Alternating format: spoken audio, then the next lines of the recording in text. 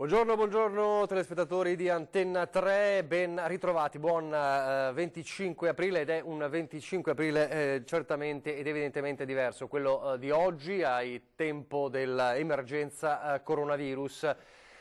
Siamo davvero in attesa fra pochi minuti della conferenza stampa del governatore Zaia e dell'unità di crisi di Marghera, dove si trovano i nostri Ilaria Marchiori e Federico Cibotto. Avete appena assistito alla celebrazione dalla Basilica di San Marco, il patriarca Monsignor Francesco Moraglia nel giorno di San Marco, dunque una festività importante per Venezia, per il Veneto, ed è una giornata importante poi anche per la festa della liberazione, due momenti carichi di significato che fanno i conti con le restrizioni, con le regole, con questa battaglia contro il coronavirus, e quindi le manifestazioni che vengono, diciamo, ridotte o meglio si trasferiscono in rete, come accade ad esempio per il 25 aprile, per la festa della liberazione. Si susseguono in queste ore anche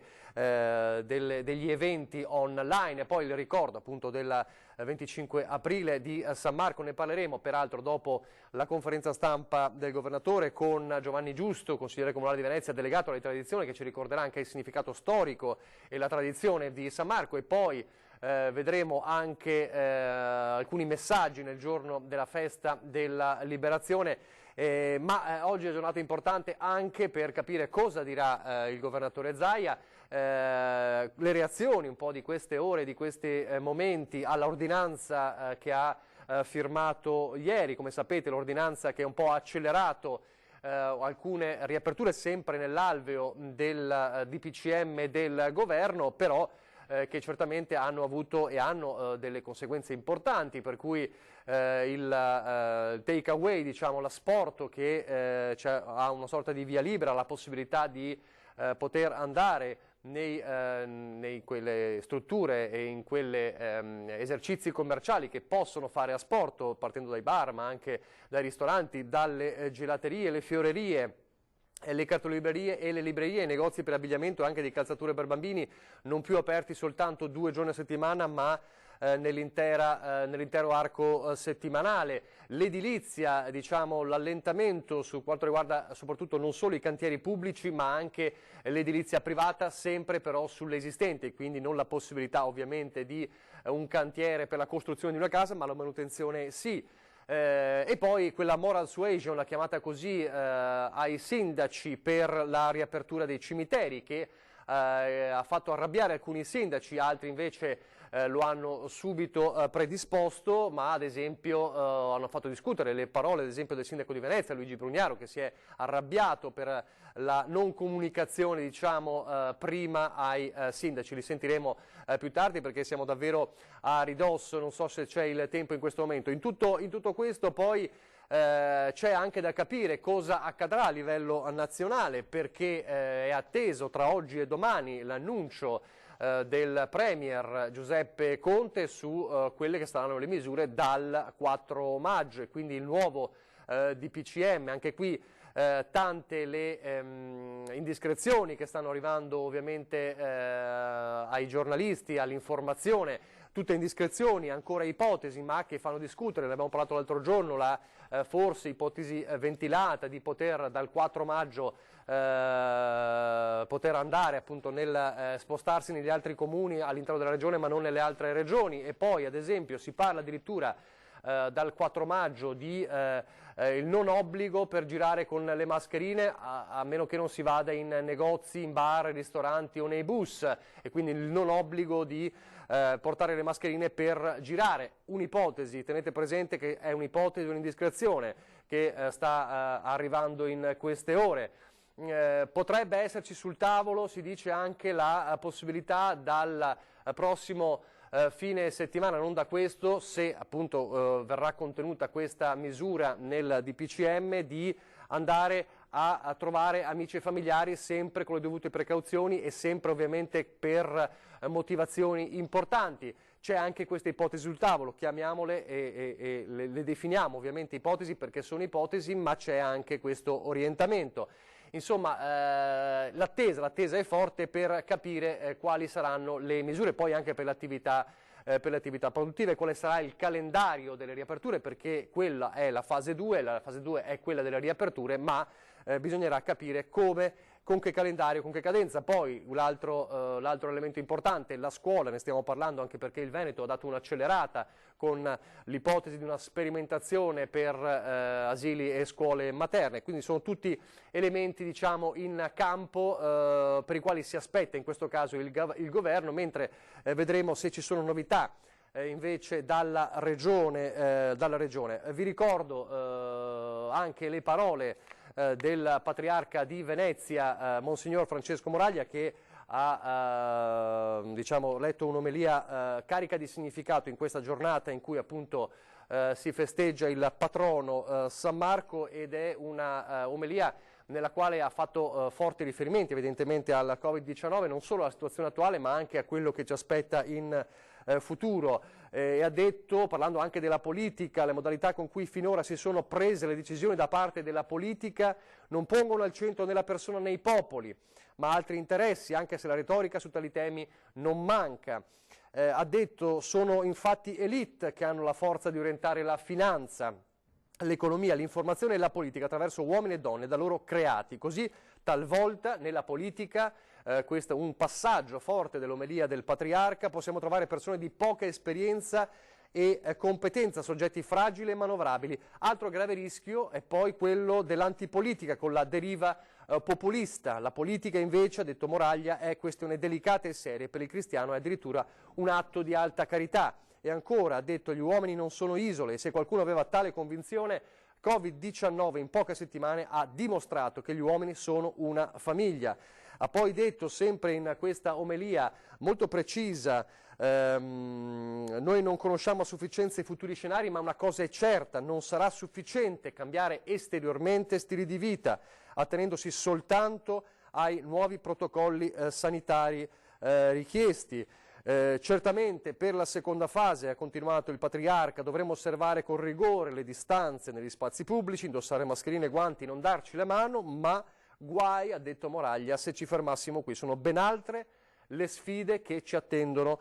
E ha parlato allora della politica in futuro, dell'economia in futuro, ha parlato di inclusione, ha parlato di un modo diverso di concepire l'economia e la politica dopo questa emergenza. Quindi una celebrazione carica di significato ulteriore per la giornata di oggi, per la festa di San Marco, per il patrono di Venezia, ma anche appunto un significato importante per i veneti. Poi dall'altra parte la liberazione, la festa della liberazione che diciamo in qualche modo vede la liberazione, il ricordo della liberazione contro il nazifascismo che diventa assume un nuovo significato, la liberazione da un nemico diverso, invisibile ma presente, quindi questa giornata ha davvero un significato particolare, quello di oggi.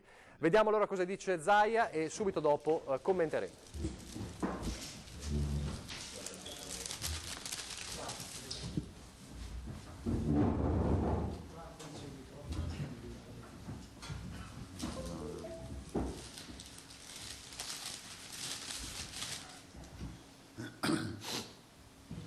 Buongiorno a tutti,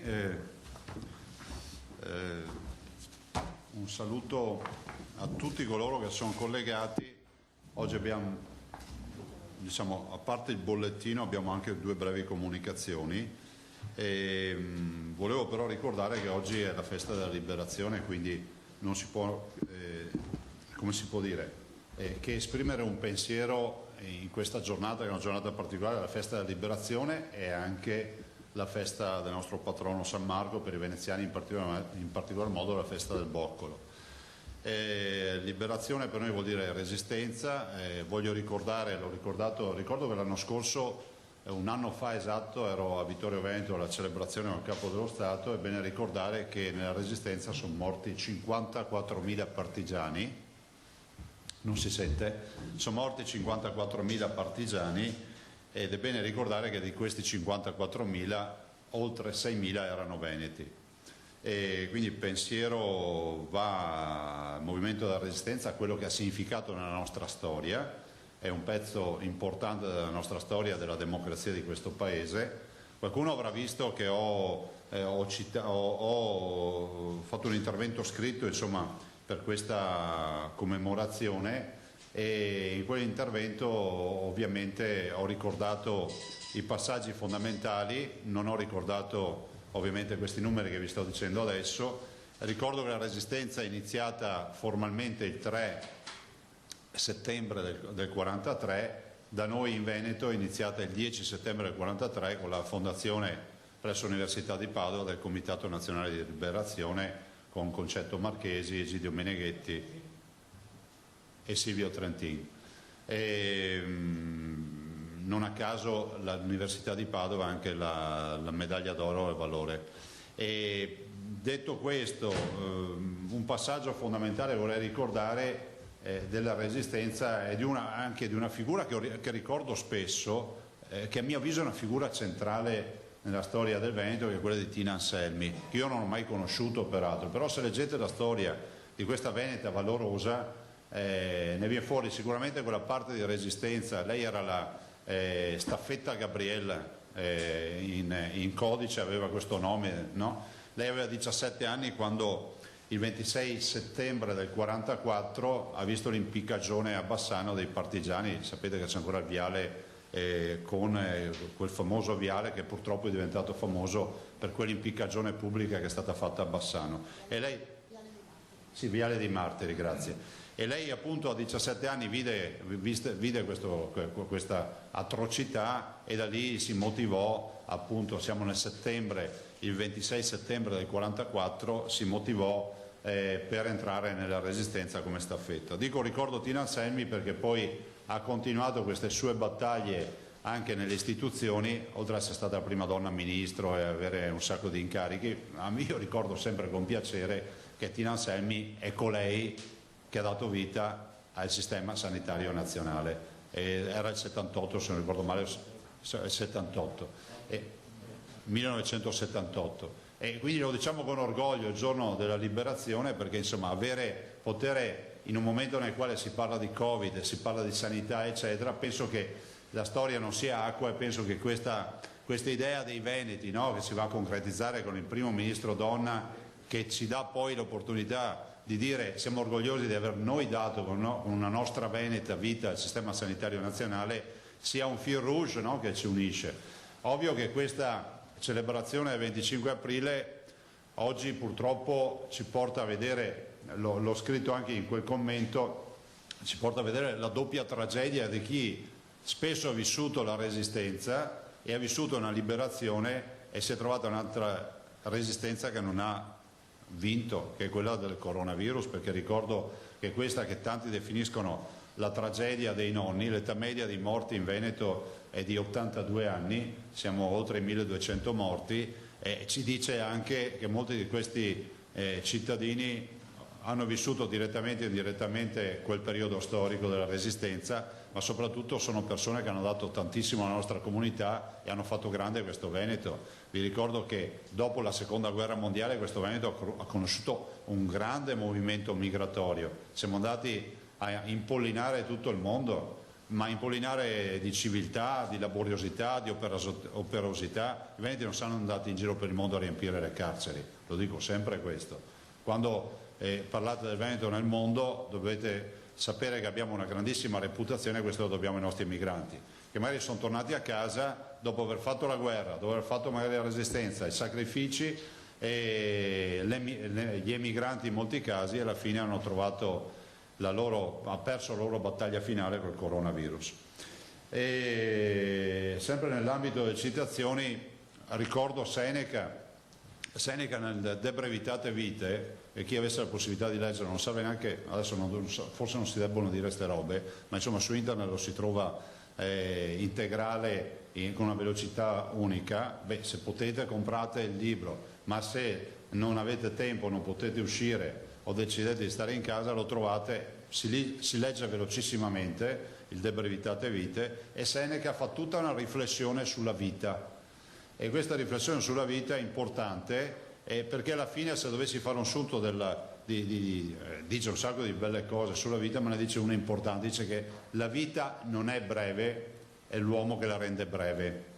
E questo è il punto di riferimento. Quindi chi fa gesta grandi nella vita, chi comunque, come si può dire, apprezza la vita in ogni istante, la rende molto più lunga di chi invece questa vita non l'apprezza o non si rende conto che gli scorre sotto le mani. Finisco e chiudo. Ho ricordato giustamente la festa della liberazione e ricordo anche San Marco, che è il nostro patrono. San Marco per noi significa una bandiera che ha 1100 anni di storia. Pensate, è l'unica bandiera che riporta la parola pace al suo interno nel mondo. Pax tibi Marce Evangelista meus. Pace a te, Marco mio evangelista. Dobbiamo essere orgogliosi di questa bandiera, è il nostro gonfalone, è la nostra bandiera, segna la storia di un popolo, non un popolo di guerrafondai, perché la Repubblica Veneta comunque ha dimostrato di aver portato civiltà nel bacino del Mediterraneo. Pensate che se andate ancora oggi, e poi chiudo perché mi rendo conto che è bene che chiuda, se andate ancora oggi, perché mi fanno prendere questi temi, mi prendono, se andate ancora oggi alla Biblioteca Nazionale di Atene, trovate i trattati tra gli ateniensi e i russi, scritti in che lingua? La diplomazia mediterranea in Veneto. Questo è il Veneto. E quindi un augurio a tutti di buon San Marco e ovviamente ai veneziani in particolar modo per la festa del boccolo e a tutte le signore. Quindi spero che si sia ripristinata questa tradizione anche quest'anno con le limitazioni del caso che ci sono. Abbiamo anche a questo punto, nel ringraziarvi e scusarmi per questa digressione, vado subito al bollettino. Abbiamo passato ovviamente i 300.000, siamo a 306.000, praticamente sono 307.000 di fatto. Abbiamo 10.681, vedete che ogni giorno abbiamo 6-10.000 tamponi in più. In isolamento abbiamo 8.722 persone, sono 800 in più di ieri, e i positivi sono 17.391, sono 162 più di ieri. Sui positivi vorrei spendere solo una parola. Spesso ci si concentra anche sulla stampa, sulle valutazioni, anche, perdonatemi, anche di qualcheduno che è esperto di virus e di queste battaglie, ci si concentra sul numero dei contagiati. Vi ricordo che il numero di contagiati è uno degli indicatori, ma non è neanche in questo caso un grande indicatore da come la vediamo noi. Il vero tema sono i ricoverati, sono coloro che sono nelle terapie intensive, perché avendo questo virus una peculiarità che ha il contagiato asintomatico e il contagiato sintomatico, capite che lo screening e la ricerca del contagiato, del positivo, è una ricerca che è direttamente proporzionale al numero di tamponi che fai, quindi più tamponi fai, più positivi rintracci, il che non vuol dire che le diverse comunità si possano mettere in una classifica in base al numero dei contagi, perché bisognerebbe vedere anche parallelamente il numero dei tamponi fatti. I ricoverati sono 1234, sono 55 in meno rispetto a ieri. Le terapie intensive sono 129 e quindi una in meno rispetto a ieri. Vedete che sta scendendo. I dimessi sono 2435, sono 63 in più rispetto a ieri. E quindi se andate a vedere il dato ricoverati e dimessi, abbiamo più dimessi di ricoverati, perché i ricoverati sono meno 55, i dimessi sono più 63, e quindi avete un dato importante, cioè avete 63 persone in uscita e non abbiamo caricato ricoverati, anzi sono diminuiti di 55.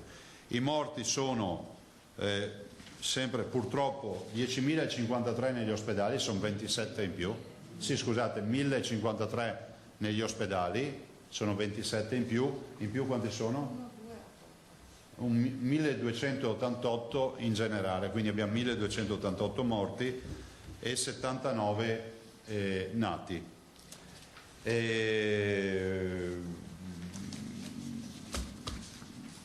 Piccole considerazioni. Noi abbiamo fatto anche stamattina ovviamente con gli assessori Bottacin e Lanzarin e ovviamente lo staff la videoconferenza con tutti gli interlocutori della sanità come tutte le mattine. Resta la pressione e l'apprensione rispetto alla possibilità che ci si possa rinfettare in maniera importante. È pur vero che tutte le comunità hanno avuto, ve l'ho già detto ieri, una curva di 70 giorni, cioè l'incremento della curva del picco dei contagi e dei ricoverati, scusate, e quindi la chiusura e l'inizio della fase di convivenza. È una fase di convivenza che affrontiamo e dobbiamo affrontare con responsabilità, con molta lucidità, sapendo che atti eroici possono diventare pericolosi. Lo dico perché abbiamo sempre la preoccupazione del fatto che qualcuno possa interpretare gli ultimi provvedimenti, non solo la mia ordinanza, ma anche quello che avverrà nei prossimi giorni con i DPCM da parte del Presidente del Consiglio dei Ministri, che possa accadere che ci sia ancora qualcuno che dia una lettura di liberazione totale. Non sarà così. Conviveremo con la mascherina, conviveremo ancora col distanziamento sociale, con il liquido igienizzante per le mani, i guanti ove necessario, ove possibile, l'avere dei comportamenti che diventeranno quasi ordinari. Chi di noi si dimentica di uscire con la mascherina? Ormai è normale, no? Che cerchi le chiavi dell'auto e la mascherina. Ve lo dico perché è fondamentale la collaborazione di tutti in questa fase. I provvedimenti che noi abbiamo adottato, e poi vi ho fatto fare anche un prospetto che lo vorrei far vedere anche ai cittadini, sono provvedimenti assolutamente in linea con quello che prevedono i diversi DPCM. C'è anche l'avvocato Botteon che poi per l'avvocatura ci segue i provvedimenti, se volete poi anche a disposizione. Lo dico perché onestà intellettuale vuole che si dica e si chiarisca bene che questi non sono passi in avanti o salti in avanti della Regione rispetto a... Noi siamo allineati e coperti con quello che prevede la legge. Abbiamo sicuramente cercato di fare un allineamento rispetto ad alcuni dati, adesso vi farò vedere. La Regione Veneto non si è inventata nuove aperture. Vedo delle trasmissioni nazionali, le ho viste anche sta settimana, prima ancora di questa ordinanza, che vogliono far passare l'idea che noi abbiamo dato vita a nuove aperture. Non c'è possibile. Quello che di aperto c'è è aperto perché comunque ci sono dei decreti che lo spiegano. Adesso vi faccio vedere una proiezione che l'avvocato Botteon ci ha fatto e sarà anche a disposizione, oltre alla mia esposizione che farò veloce, per dare anche spiegazione di quello che è accaduto, perché la memoria storica mi rendo conto che da quel 21 febbraio forse ci fa perdere anche un po' la tramontana. Allora, vediamo un attimo. Si carica? Spegniamo anche la luce dopo. Vi dà fastidio se chiudiamo la luce? Mi sembra che si veda meglio. Eccolo qui. Allora, abbiamo fatto con l'avvocato Botteone e con gli assessori questo prospetto che poi vi diamo. Abbiamo fatto con l'avvocato Botteone e con gli assessori questo prospetto che poi vi diamo. Allora, cronologia delle fonti delle limitazioni di attività personali ed economiche. Tutto è avuto inizio con il punto 1, l'ordinanza congiunta, che è l'unica della storia congiunta, del Ministro della Salute col Presidente della Regione. Era il 23 febbraio, dopo 2 giorni dal caso dei primi 2 contagiati di Vo. Cosa si decise in quell'ordinanza? Divieto di eventi pubblici il carnevale, ve lo ricordate, la chiusura delle scuole, la sospensione delle gite, la chiusura dei musei, l'isolamento dei soggetti provenienti da zone infette, ci fu, vi ricordo, la quarantena di Vo in quell'occasione, misure igieniche, si introdusse subito il tema del lavaggio delle mani, distanziamento delle persone con problemi respiratori. Vedete che non ci sono le mascherine.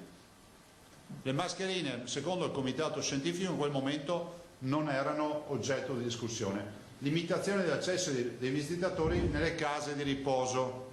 Vi ricordate che vi dico? Tutti si dimentica che noi già il 23 febbraio avevamo previsto la limitazione degli accessi. Scorriamo? Il 2, grazie Danila, 8 marzo, quindi esattamente dal 23 saltiamo all'8 marzo, il primo DPCM, il decreto del Presidente del Consiglio dei Ministri che porta delle nuove limitazioni.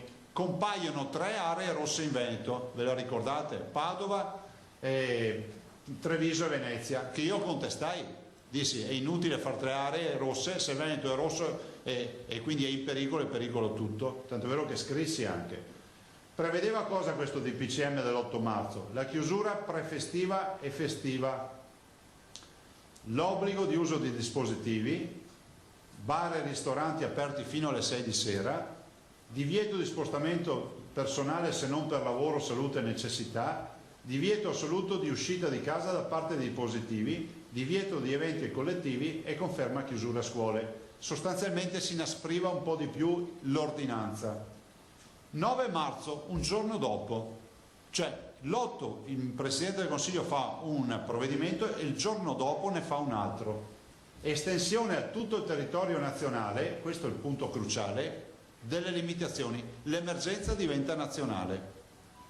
Andiamo all'11 marzo, 2 giorni dopo, eccolo qui, chiusura totale delle attività economiche, produttive e commerciali, limitazioni personali e conferma delle precedenti. Qui c'è la prima ordinanza regionale, che è il 20 marzo, dopo esattamente 9 giorni, io firmo un'ordinanza che è quella famosa, chiusura dei giardini e dei parchi, chiusura della limitazione di uscire da casa e introdussi i famosi 200 metri, sono stati introdotti in questa regione i 200 metri, chiusura domenicale dei supermercati. Questa è l'ordinanza cardine. Scusa un attimo, i 200 metri, vi ricordo che abbiamo introdotto tutti e 3 elementi restrittivi rispetto a quello che prevedeva il governo.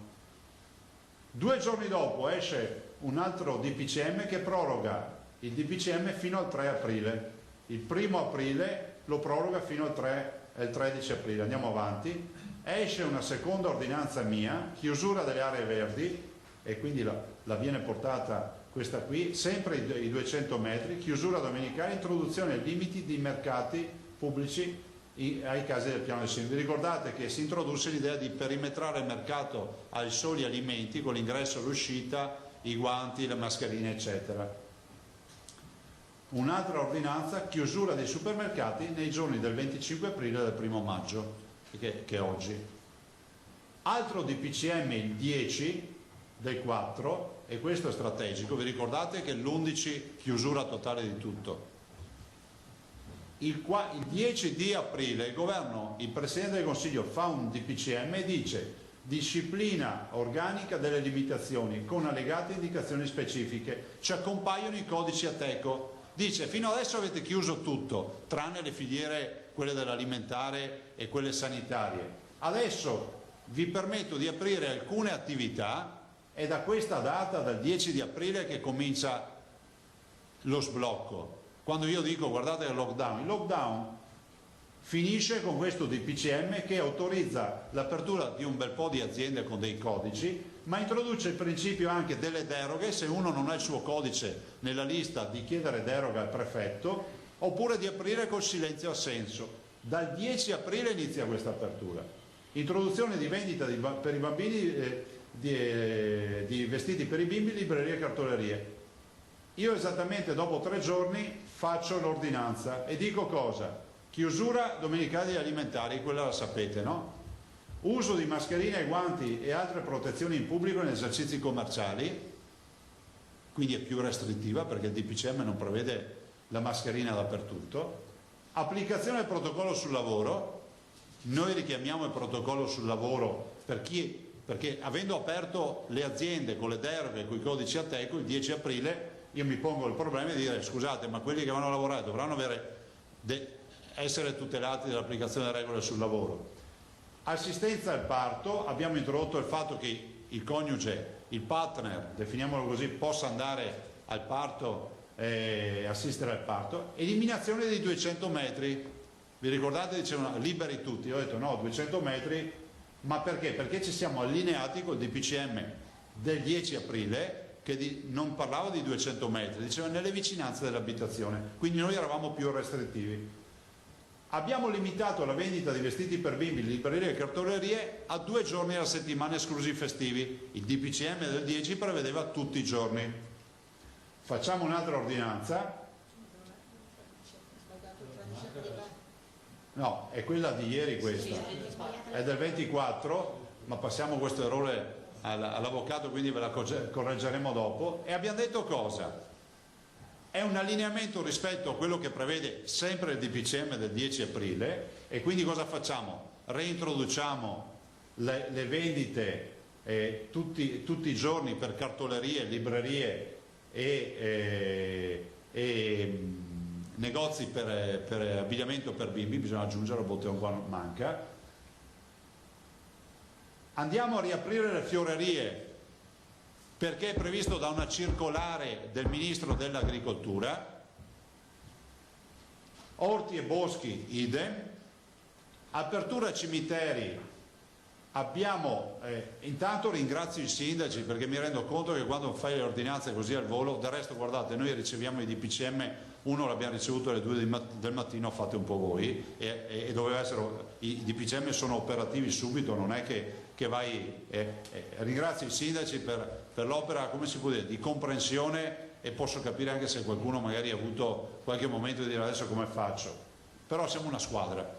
I sindaci giustamente a macchia di leopardo avevano chiuso i cimiteri, non erano tutti chiusi in Veneto, e li hanno chiusi non per un vezzo personale, ma li hanno chiusi perché c'era una circolare del Ministero della Salute, ma non del Ministro della Salute, del Ministero della Salute, che giustamente poneva la questione dell'assembramento al cimitero possibile, insomma possibile fino a un certo punto, e pensava alle persone anziane.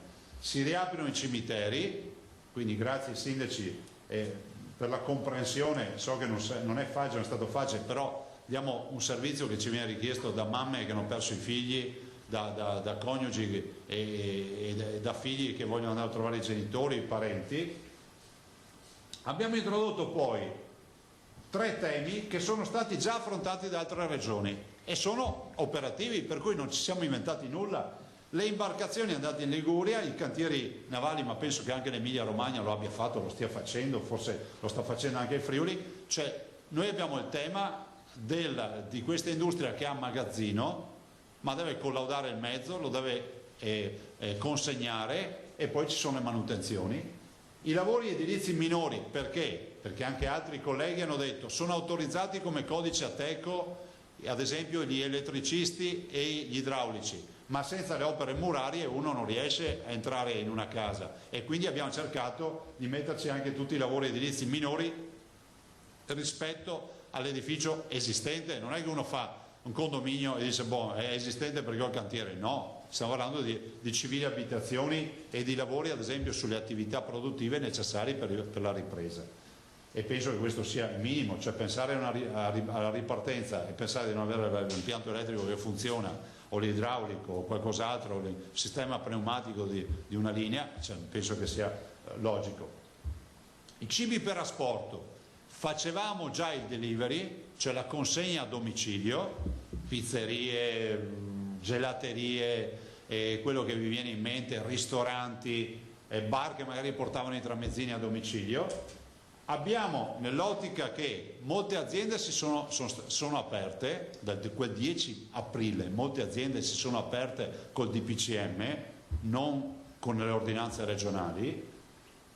Abbiamo pensato che ci sia intanto una necessità di approvvigionamento, visto e considerato che man mano aprono aziende, ci sono una serie di lavoratori che hanno bisogno anche di rifornirsi di cibo, e è altrettanto vero che la consegna a domicilio salta perché è un operatore, cioè, che so, di un ristorante, di un bar, una gelateria.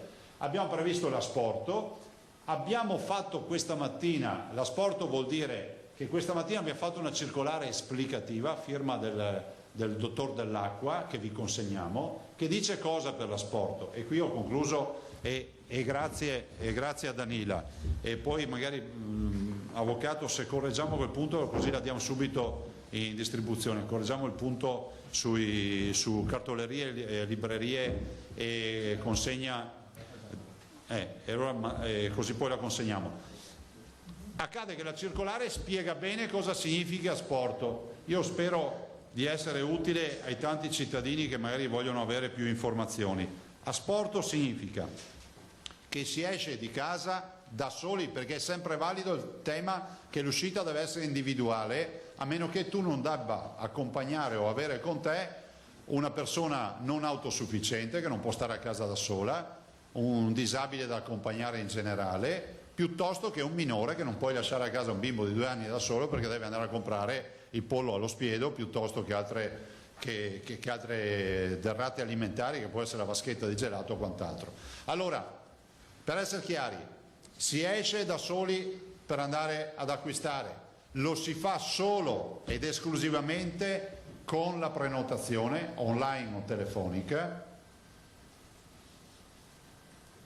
si ritira il cibo, la derrata alimentare in generale, gelato, pizza, quello che vi viene in mente di acquistabile, pasticceria, si va a consumare a casa, non nella panchina vicino al punto vendita o da altre parti. Si esce da soli, si prenota online o al telefono ciò che si vuole comprare, si va a ritirare, si torna a casa per consumare. Questo fino al 4 maggio funziona così. Non è stata un'omissione, davamo per scontato, ma è sbagliato, l'errore è nostro, che si ricordasse che l'uscita di casa si fa individualmente perché è sempre valida quell'ordinanza. Questo ci permette di non avere assembramenti, ci permette di dar servizio ai cittadini, ci permette di non mettere in pericolo la salute dei cittadini, degli avventori che vanno ad acquistare, ma anche di coloro che sono lì per la vendita. Quindi, perdonatemi, si esce da casa da soli dopo aver prenotato l'acquisto online o al telefono, si ritira e si torna a casa a consumare il cibo, quale che sia il cibo, anche se uno va a farsi fare un bottiglione di spritz, se lo porta a casa. No, lo dico perché è bene essere chiari, quindi se qualcuno vi ferma e vi contesta perché siete con l'auto piena per andare a comprare il gelato, vi può fare un verbale. Se qualcuno vi contesta perché andate da soli e vi fermate a mangiare il gelato in una panchina da qualche parte, siete multabili perché dovete tornare a casa. Questo perché ve lo dico? Non perché ho, come qualcuno dice, che ho manie di persecuzione. Siamo in linea con quello che dice il DPCM. Allora la sintesi qual è? Che noi abbiamo semplicemente applicato la legge, lo avete capito dalla descrizione che vi ho fatto. Lo spartiacque nei DPCM è il DPCM del 10 aprile, che scioglie la chiusura totale. Allora, noi la chiusura totale ce l'avevamo con l'apertura solo della filiera alimentare e sanitaria fondamentalmente. Scioglie la chiusura totale e dice quel DPCM: questa è la lista di aziende che possono aprire. In più ti dico che oltre a queste, altre chiunque può chiedere una deroga alla prefettura, e ti dico inoltre che se la prefettura non risponde, apri lo stesso. Ed è esattamente quello che è accaduto. Ma non si dica che qua c'è qualcuno di irresponsabile che firma ordinanze volevo dire una parolaccia ma non la posso dire a quest'ora, che firma ordinanze alla Carlona. Vi lascio questo testo, mi farebbe piacere che voi lo pubblicherò anch'io su tutti i nostri portali, perché almeno i cittadini hanno una dimensione di cosa sia la vera storia dei DPCM e delle ordinanze. Le ordinanze sono tutte in scia e rispettose dei DPCM. Se oggi io volessi dire ai cittadini andate a far passeggiate, non lo posso fare perché il DPCM dice che non si possono fare le passeggiate distante da casa. Il DPCM dice nelle vicinanze della residenza. Qualcuno dice: perché avete agevolato così tanto il mondo dell'agroalimentare? Perché è previsto nel DPCM la deroga formale fin prima del 10 aprile che l'alimentare non abbia limitazioni se non quelle della regolamentazione degli accessi all'acquisto, vedici supermercati. Tanto è vero che noi come Veneto siamo stati più restrittivi chiudendoli la domenica e i giorni festivi, quindi sono chiusi oggi, sono chiusi la domenica. Oggi che giorno è? Sabato, quindi è chiuso domenica, cioè domani, e sarà chiuso anche il 1° maggio. Vi è chiaro, ragazzi? Avete qualche dubbio? Prego, facciamolo subito su sto tema. Allora, il dubbio mi arriva da varie richieste che mi sono state fatte proprio tra ieri e oggi a me e ai colleghi, insomma, in redazione, dai gestori di bar. Vorrebbero capire L'ho appena detto. Sì, no, il caffè, tutte le cose, loro dicevano liquide, rientrano nell'alimentare, quindi si può portare via, perché hanno questo dubbio. Guardate, il dubbio è subito sciolto. Tutto quello che è alimentare non ha limitazione nell'asporto, ma deve essere un asporto che vado a comprarlo su prenotazione. Sembra quasi un assurdo, no? Un caffè, non è che tu vai al caffè come l'autogrill, entri e ti metti nel tavolino fuori, non funziona così. L'autogrill ha una normativa a sé. Peraltro devo anche dirvi che io facevo parte della minoranza che sosteneva che dovevano essere chiusi gli autogrill e lasciare solo aperti i bagni, però mi hanno detto che non si poteva, quindi, ma non ne faccio come critica, vi dico allora la discussione come è andata. Quindi tutto quello che è alimento, il caffè è un alimento, dopo che uno parta da casa per andare a comprarsi un caffè da asporto per portarselo a casa e berselo, dico che arriva freddo, forse di come farselo a casa, però ok, però io ho l'obbligo di dire usciti da soli, prenotare, acquistare e tornare a casa e consumare. Se non ci sono questi 4 aspetti si va in verbale, che poi qualcuno non venga a dire ma Zaia, o vado a dire Zaia aveva detto che si poteva andare col pullman a comprare il gelato. No. Allora, ancora? No, c'è un'altra domanda, poi chi c'è dopo? C'è Filippo dietro il telefono. Un dettaglio proprio sui bar, anzi un dettaglio e una domanda. Il dettaglio proprio riguarda gli autogrill. È difficile che una persona prelevi un caffè o una bevanda all'autogrill Quella è una storia a sé. e torni a casa. È già regolamentata dal DPCM, non c'entriamo niente noi con quello. Quella è una regolamentazione a sé. Anzi, potrei anche aggiungere forse che l'autogrill che fa la mescita e poi vai fuori a consumare è una scelta di igiene pubblica, di piano di salute pubblica, non è neanche, diciamo, è un'applicazione di una buona pratica, ma nel DPCM si dice apertura degli autogrill. Non mi ricordo che ci fosse addirittura la mescita con la somministrazione, con la consumazione esterna. Però va bene così, fanno bene. Un'altra domanda che abbiamo ricevuto non riguarda i bar, però riguarda un tema che è molto sentito, quello degli orti e degli appezzamenti di terreno per l'autoconsumo. Se il mio orto o se il mio appezzamento di terreno è in un comune diverso dal mio, posso andare a coltivarlo? Questo mi chiedono. No. Ma faccio rispondere in maniera compiuta l'avvocato Botteon, che diciamo sa le norme a memoria, non come me.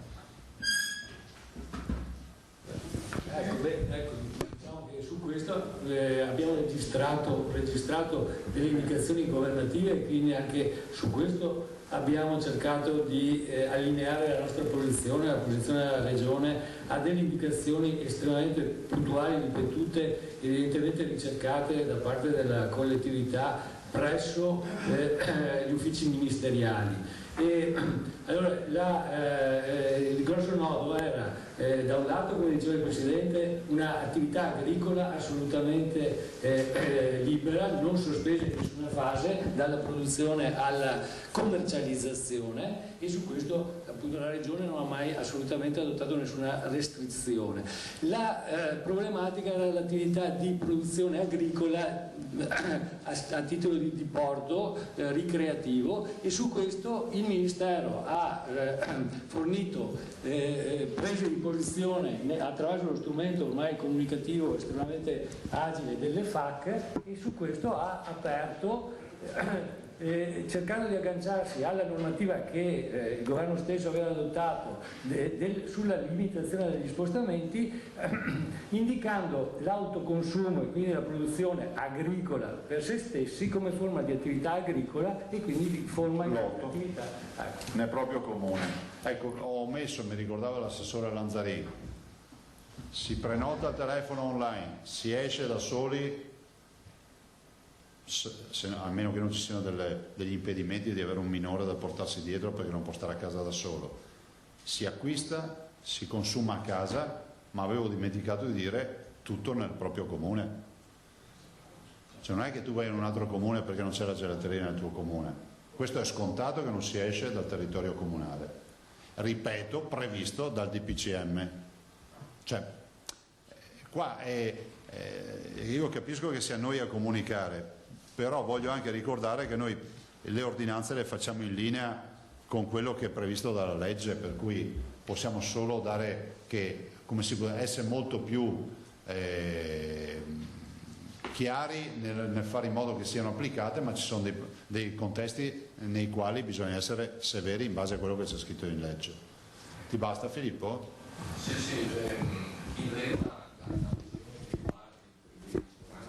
indurrebbe un'altra domanda. Prego, no, falla che è positivo per noi. Poi ci fermiamo, poi mi fermo su questo punto, ma allora tanti baristi e tanti ristoratori ci scrivono, fanno anche lettere aperte e dicono: ma noi veniamo da 2 mesi di mancati incassi, siamo veramente in difficoltà col personale, adesso si prevedono ulteriori spese di carattere magari sanitario, con la prospettiva, non sappiamo quanto, di riaprire con le distanze, con meno posti, con la gente che sarà comprensibilmente diffidente. C'è modo di dare una mano a questa gente sul piano, ad esempio ho visto qualche regione ha promosso delle intese con le banche per un credito, per qualcosa. Noi ci siamo con la finanziaria regionale, però vorrei ricordare, mi spiace doverlo sempre ricordare, che questa regione non applica l'addizionale IRPEF e non applica le tasse, siamo l'unica regione in Italia. Non preleviamo in linea di generale oltre 1.170 milioni all'anno. Quindi quando mi vengono fatti gli esempi di altre regioni, e altre regioni hanno l'addizionale IRPEF, fanno altre tasse che noi non applichiamo, noi abbiamo fatto la scelta di lasciarle nelle tasche dei cittadini. Vi ho fatto l'esempio del medico, cinquantenne con una posizione in ospedale che guadagna mi sembra 73.000 euro di stipendio all'anno, dati ufficiali, dove noi per 10 anni, non applicando le tasse, non abbiamo prelevato dal suo stipendio 4.850 euro in 10 anni. È inutile che tu mi dici le altre regioni danno un premio, lo diamo anche noi il premio, lo vogliamo dare, ma il nostro vale molto di più, perché il premio più i quasi 5.000 euro che non abbiamo prelevato, questo deve essere sempre registrato. Voglio ricordare che i ristoranti e tutte le imprese, la loro apertura non compete a noi.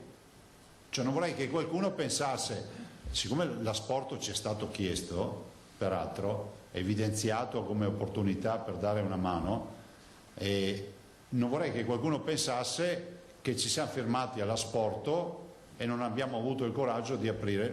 L'apertura dei ristoranti sarà nella scaletta delle aperture previste dal decreto del Presidente del Consiglio dei Ministri, sentito il Comitato Scientifico, perché purtroppo è uno dei luoghi di assembramento assieme ad altre attività che voi conoscete, insomma. No, ma io ne ho approfittato per dirlo, non me l'hai contestato. Certo, no, ma il riferimento non era tanto alla richiesta di un aiuto economico diretto, c'era la richiesta, se fosse possibile, magari di favorire magari un allentamento creditizio. Stiamo lavorando su questi fronti. Considera che stiamo anche portando avanti un'idea che non sia quella dei plexiglass, dei separé, di minestre varie, pensando che la messa in sicurezza con mascherine da parte dei lavoratori, guanti, gel ai tavoli e distanziamento sociale all'interno del ristorante senza svuotare di mettere un tavolo su una stanza di 100 metri quadri, penso che si possa trovare un equilibrio sentendo ovviamente le rappresentanze del settore. Ma ripeto, le linee guida le stanno scrivendo a livello nazionale. Noi abbiamo le nostre che portiamo come contributo, ma non compete a noi. Massimo Pennaro, TGR. Mi scusi Presidente, Massimo. ciao, buongiorno. 2 domande. La prima è che anche oggi, guardando i dati, mi è saltato all'occhio, sono saltati all'occhio i 44 morti, che è un numero ancora molto molto alto. Voi avete sicuramente delle previsioni su quando anche questa anche questa curva comincerà a calare. Metà maggio. Per cui questi sono quelli che si sono infettati. Poi stiamo parlando spesso di pazienti che sono stati presi in carico 3-4 settimane fa. Quindi in altri 20 giorni praticamente dovremmo aspettarci a dati così alti. Considerate che noi i ricoveri sono negativi, sono meno 55, cioè vuol dire che in questi giorni non stiamo caricando nuovi pazienti, quindi fra 3-4 settimane non avremo pazienti nuovi caricati oggi in terapia intensiva. In terapia intensiva ci possono entrare solo quelli che sono già ricoverati, quindi vuol dire che potrebbero andarci solo per aggravamento, e quindi saranno le situazioni più complicate purtroppo. E un'altra cosa, lei ha parlato di fiscalità poco fa e di addizionale sui redditi. Ecco, mi sembra che ci siano due piani, mi corregga se sbaglio, due piani. Uno è che l'addizionale regionale andrebbe sui redditi più alti, giusto? Non su tutti i redditi. No, l'addizionale regionale le regioni le applicano su tutti i redditi, escludendo magari le fasce più basse, però fondamentalmente il reddito medio viene colpito. Progressiva, una tassa fissa. Sì, si decide che fasce di reddito colpire, ma mediamente le regioni non è che partono da sotto gli 8.000 euro di reddito, ma neanche da sopra 50.000, cioè si piazzano sulla fascia più importante che è quella dei 28.000, quant'è? C'è una fascia che metà dei veneti ha come... Ecco, perché la fascia della popolazione maggiormente in difficoltà sono i più poveri in questo momento, per cui interventi specifici su determinate fasce della popolazione più povere probabilmente, diciamo, il discorso le tasse abbiamo già dato, non tassandovi nel corso di 10 anni. Ecco, sì, non so se mi sono spiegato. Non abbiamo in animo di applicare addizionali, per capirci. So che il Consiglio si sta ragionando su questo. Vi posso anche dire che l'addizionale, colpendo i redditi alti, dà un gettito, ho visto delle proiezioni di 20-25 milioni. Ne abbiamo raccolti 55 con le donazioni. No, lo dico perché poi, per carità, questa è un'amministrazione che va a concludersi, visto e considerato che poi ci sarà un rinnovo. Penso che questi temi siano temi che debba affrontare un Consiglio, anche perché voglio ricordare che se venisse approvata oggi una tassa, cioè il gettito ce l'avremo nel 2021, cioè per cui molto in là nel 2021, e penso dovremo chiudere anche quel bilancio, forse di cassa forse arriveremo al 2022 probabilmente. Mi chiedevo se in fasi determinate di grandi stress anche alla cassa regionale non fosse, diciamo, prevedibile una tassa magari solo sui redditi più alti, non lo so. Posso dire una roba? Sì, che fra i redditi più alti abbiamo anche tanti medici, giornalisti. Ma non dicono tutti di no dentro qua. No, però al di là della battuta posso dire una cosa. Noi dobbiamo chiudere la partita per dare una risposta a livello nazionale. Cioè è inutile che pensiamo di tassare i veneti se sappiamo che abbiamo una partita di finanziamenti che dovranno necessariamente arrivare. Perché io l'ho già vista queste cose, no? Noi abbiamo comprato, per dire, anche una camionata di respiratori. Qualcun altro magari può aver scelto di attendere che arrivassero solo gli respiratori, l'abbiamo fatto noi, l'ha fatto la Lombardia, ma magari qualcun altro ha deciso, vi faccio un esempio, non ho contezza, che i respiratori doveva attendere sull'uscio di casa. Noi ci siamo arrangiati a comprarci mascherine, abbiamo comprati 24 milioni e mezzo di mascherine, però capisco che poi alla fine nella contabilità, e ci stava che noi ci muovevamo da soli perché volevamo mettere in sicurezza la salute dei veneti, ma nella contabilità chi non le ha comprate, se le fate comprare, avrà sicuramente un vantaggio. Ecco, in fase di pace come adesso io vorrei anche andare a batter cassa, se permetti, no? Perché noi la tragedia l'abbiamo avuta, noi alla Lombardia e all'Emilia Romagna siamo stati bastonati assieme al Piemonte, però noi siamo stati quelli del primo contagio, del primo morto, vi ricordo, in Italia, per cui, ma guardate, non ho neanche motivo di pensare che il governo non ci dia risorse perché le ha già annunciate, per cui siamo qui ad attenderle.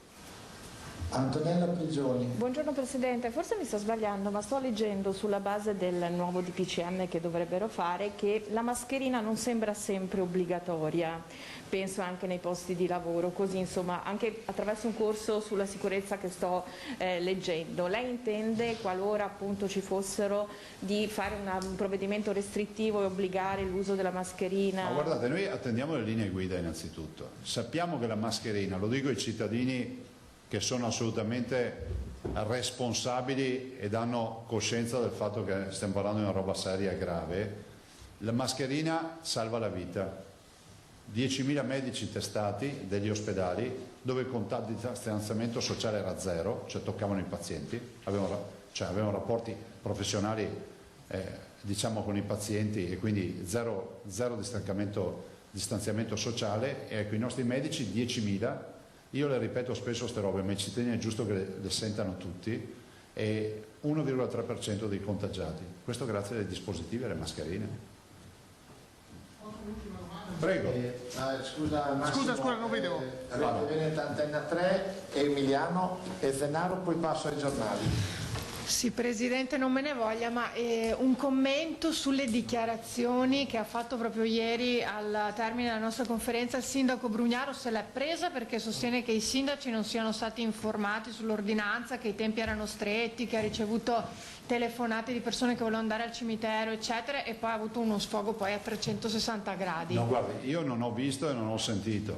Se l'è presa aveva tutte le ragioni di prendersela, perché comunque mi rendo conto che le ordinanze spesso vengono adottate in tutta velocità. Noi le subiamo da altre parti, insomma siamo in un momento nel quale non è facile programmare tutto. Cioè, un'ordinanza così, se fosse in tempi di pace, fai i tavoli, la digerisci, così si fa. Se io avessi dovuto adottare tutte le ordinanze che ho adottato facendo, diciamo, la procedura canonica, probabilmente avremmo avuto più difficoltà. Questo non vuol dire che non sia fondamentale il dialogo con i sindaci. Capisco che hanno avuto qualche difficoltà, però dovevamo adottare un'ordinanza che fosse assolutamente immediata, visto e considerato che le richieste sono state molte nelle ultime ore, e anche visto e considerato che le altre regioni stavano facendo le stesse procedure, quindi avevamo problemi anche di pariteticità tra regioni, no? Chiedo scusa ai colleghi, ma vado in coda un attimo, poi vi do le parole a Emiliano e Zennaro, perché due colleghi invece mi segnalano questa frase del del sindaco Brugnaro: alla fine conteremo i morti, spero non sia stato un bluff. Beh, penso che la parola spero dica assolutamente che ci sarà modo di vedere contabilità. Guardi, io so solo che abbiamo 1288 persone che sono morte. So che siamo andati in difficoltà, abbiamo dovuto chiudere l'ospedale di Villafranca, l'ospedale di Sant'Orso, l'ospedale di Schiavonia, l'ospedale di Jesolo, l'ospedale di Trecenta, l'ospedale di Dolo, l'ospedale di San Camillo, l'ospedale di Villa Salus, per dedicarlo a questi pazienti. Avevamo Vittorio Veneto, grazie, quindi sono 9 ospedali chiusi. Abbiamo dovuto allestire 825 terapie intensive, quando il Veneto mediamente ne ha una dotazione di 464, sono 494, e abbiamo dovuto allestire 1600 posti letto di malattie infettive, quando noi mediamente ne avevamo quanti? 200-300, quindi 1600 letti, abbiamo almeno 1200 letti in più. Abbiamo dovuto comprare respiratori, abbiamo fatto magazzini di mascherine, vi dico sempre il dato: se 950 camici al mese l'azienda ospedaliera di Padova oggi ne consuma 4.500 al giorno, quindi dico, non ho sentito i tuoni, non ho aperto le finestre quando c'era il temporale, forse è stata una pioggerella, puoi avere anche questa idea, però se vai fuori vedi le piante per terra, vedi le macchine, le case scoperchiate e vedi che è passato un fortunale importante, e dici dopodiché guardi, se fosse così allora non si giustificherebbe neanche l'azione delle procure, no? Perché se fosse tutto normale vuol dire che le procure si stanno muovendo per nulla, che le forze dell'ordine si stanno muovendo per nulla, i NAS si stanno muovendo per nulla. Io invece penso che si muovano tutti a ragion veduta, ed è giusto che si faccia chiarezza su tutta questa partita. Torniamo al giro. Emiliano, Zennaro, poi do la parola ai colleghi dei giornali e delle agenzie. Presidente, buongiorno. Parlando di presidi, di sicurezza personale, ora che ci saranno le varie riaperture, è corretto aspettarsi che siano a carico dei titolari, degli imprenditori? Le faccio questa banale domanda perché già si sente qualche furbo che inizia a dire no, non te le devo fornire io. Guardate, la mascherina non può essere un costo sociale, nel senso che l'impresa deve, ma guardate, io non so dove avete visto questi imprenditori, io ho sentito assolutamente imprenditori solidali, potrei citare aziende che sono già aperte con i codici Ateco o con le deroghe che danno 3 mascherine al giorno, mattina, mezzogiorno e sera, ne danno una al mattino all'ingresso, una a mezzogiorno comunque per uscire o come mascherina di cambio e una la sera per tornare a casa. Li avete filmati anche voi, li avete pubblicati anche voi queste aziende. Peraltro noi abbiamo questo progetto sperimentale con un po' di aziende per ogni provincia per testare anche buone pratiche che vanno al di là. Ci sono delle imprese che sono messe a disposizione per essere ancora più fiscali nell'applicazione dei dispositivi e a noi fa gioco perché testiamo anche buone pratiche che vanno oltre la normale amministrazione, no? Gestione. Grazie. Zennaro. Ultima domanda, era in programma ieri o sbaglio una riunione tra il Presidente della Regione con il Ministro Boccia alla Morgese sul voto? Sì, l'abbiamo fatta. Esiti? Guarda, è stata utile, assolutamente serena, ovviamente c'erano le 6 regioni, non i 6 presidenti, e di presidenti c'ero io, Totti, Bonaccini e poi chi c'era ancora? Cerisciuoli delle Marche, Emiliano, no, Rossi non c'era, quindi la Toscana aveva l'assessore, la Campania aveva il vicepresidente Bonavitacola e basta, non ho dimenticato nessuno. Sì, Totti l'ho detto. No, noi abbiamo esposto le nostre convinzioni in maniera costruttiva. Sosteniamo che la validità di avere una finestra più ampia, fra l'altro vi ricordo che nella bozza di decreto che per la quale avevamo dato l'ok, prevedeva sì una finestra ampia compreso luglio, ma prevedeva che l'indizione della data fosse negoziata e concertata col Ministro della Salute, perché c'erano tutte le tutele del mondo, cioè solo un pazzo andrebbe a fare le elezioni con un parere negativo del mondo della sanità. Però è altrettanto vero che sarà difficile, visto e considerato che il governo intende aprire in maniera importante dal 4 maggio, sarà difficile a metà, fine luglio dire non stiamo facendo le elezioni perché qualcuno ha detto che non bisognava farle. Quindi c'è possibilità di cambiamento di linea, di condotta? C'è possibilità di ragionamento, nel senso che noi abbiamo posto questo ragionamento senza far casino e coscienti del fatto che noi consideriamo che la finestra estiva sia la più tutelante dal punto di vista sanitario. Allora andiamo velocemente. Si può chiedere un dettaglio? Prego. Proprio un dettaglio.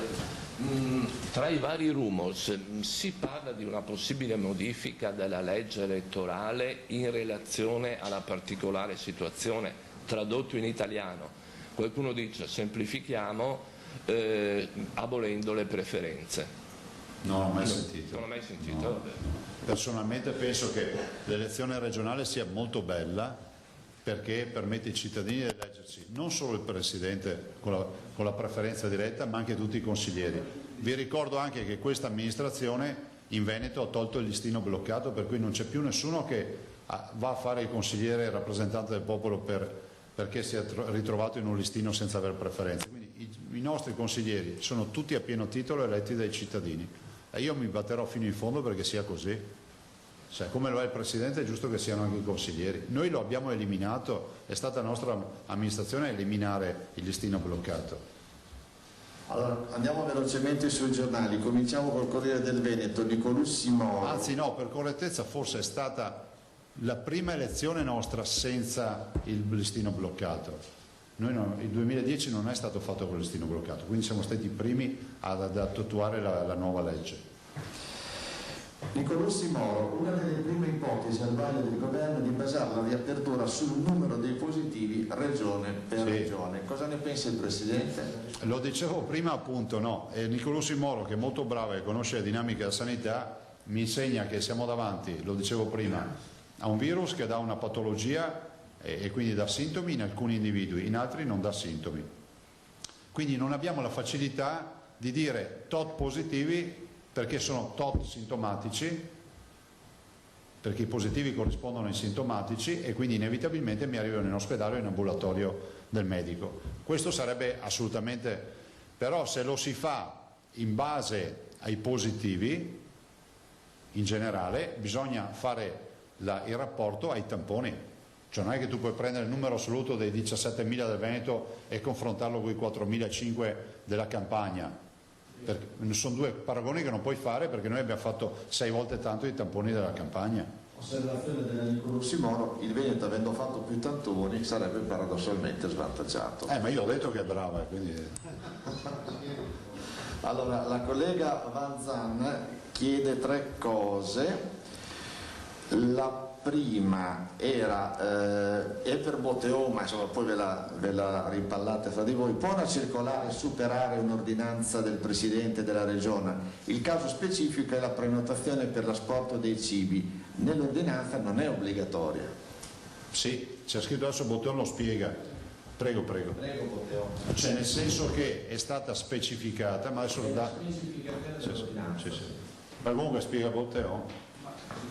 Velocemente, ecco, quell'ove possibile voleva sottolineare che prenotazione e tipo di cibo da mettere in vendita dovevano essere compatibili. Come diceva il Presidente, difficile prenotare un caffè da andare a ritirare in tazzina, quindi l'ove possibile era riferito alla tipologia di cibo che si mette a disposizione attraverso questa nuova modalità, ma la prenotazione telefonica e online, che del resto per le pizzerie, per le pizzerie per tutti questi esercizi ormai è una prassi consolidata, è il presupposto assolutamente logico di tutta la disciplina che vede rigorosamente, come era già stato sottolineato, la presenza obbligatoria di una sola persona per asporto, la limitazione dell'accesso nell'eventuale locale interno ad una persona, il divieto di consumazione presso l'esercizio e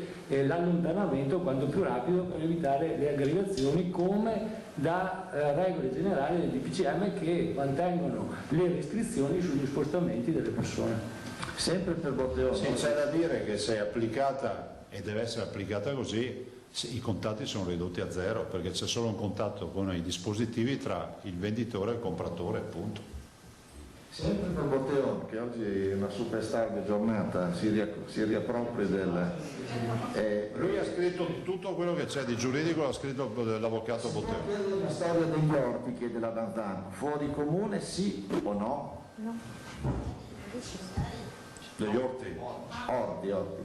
Allora, Orti, insomma, coltivazione.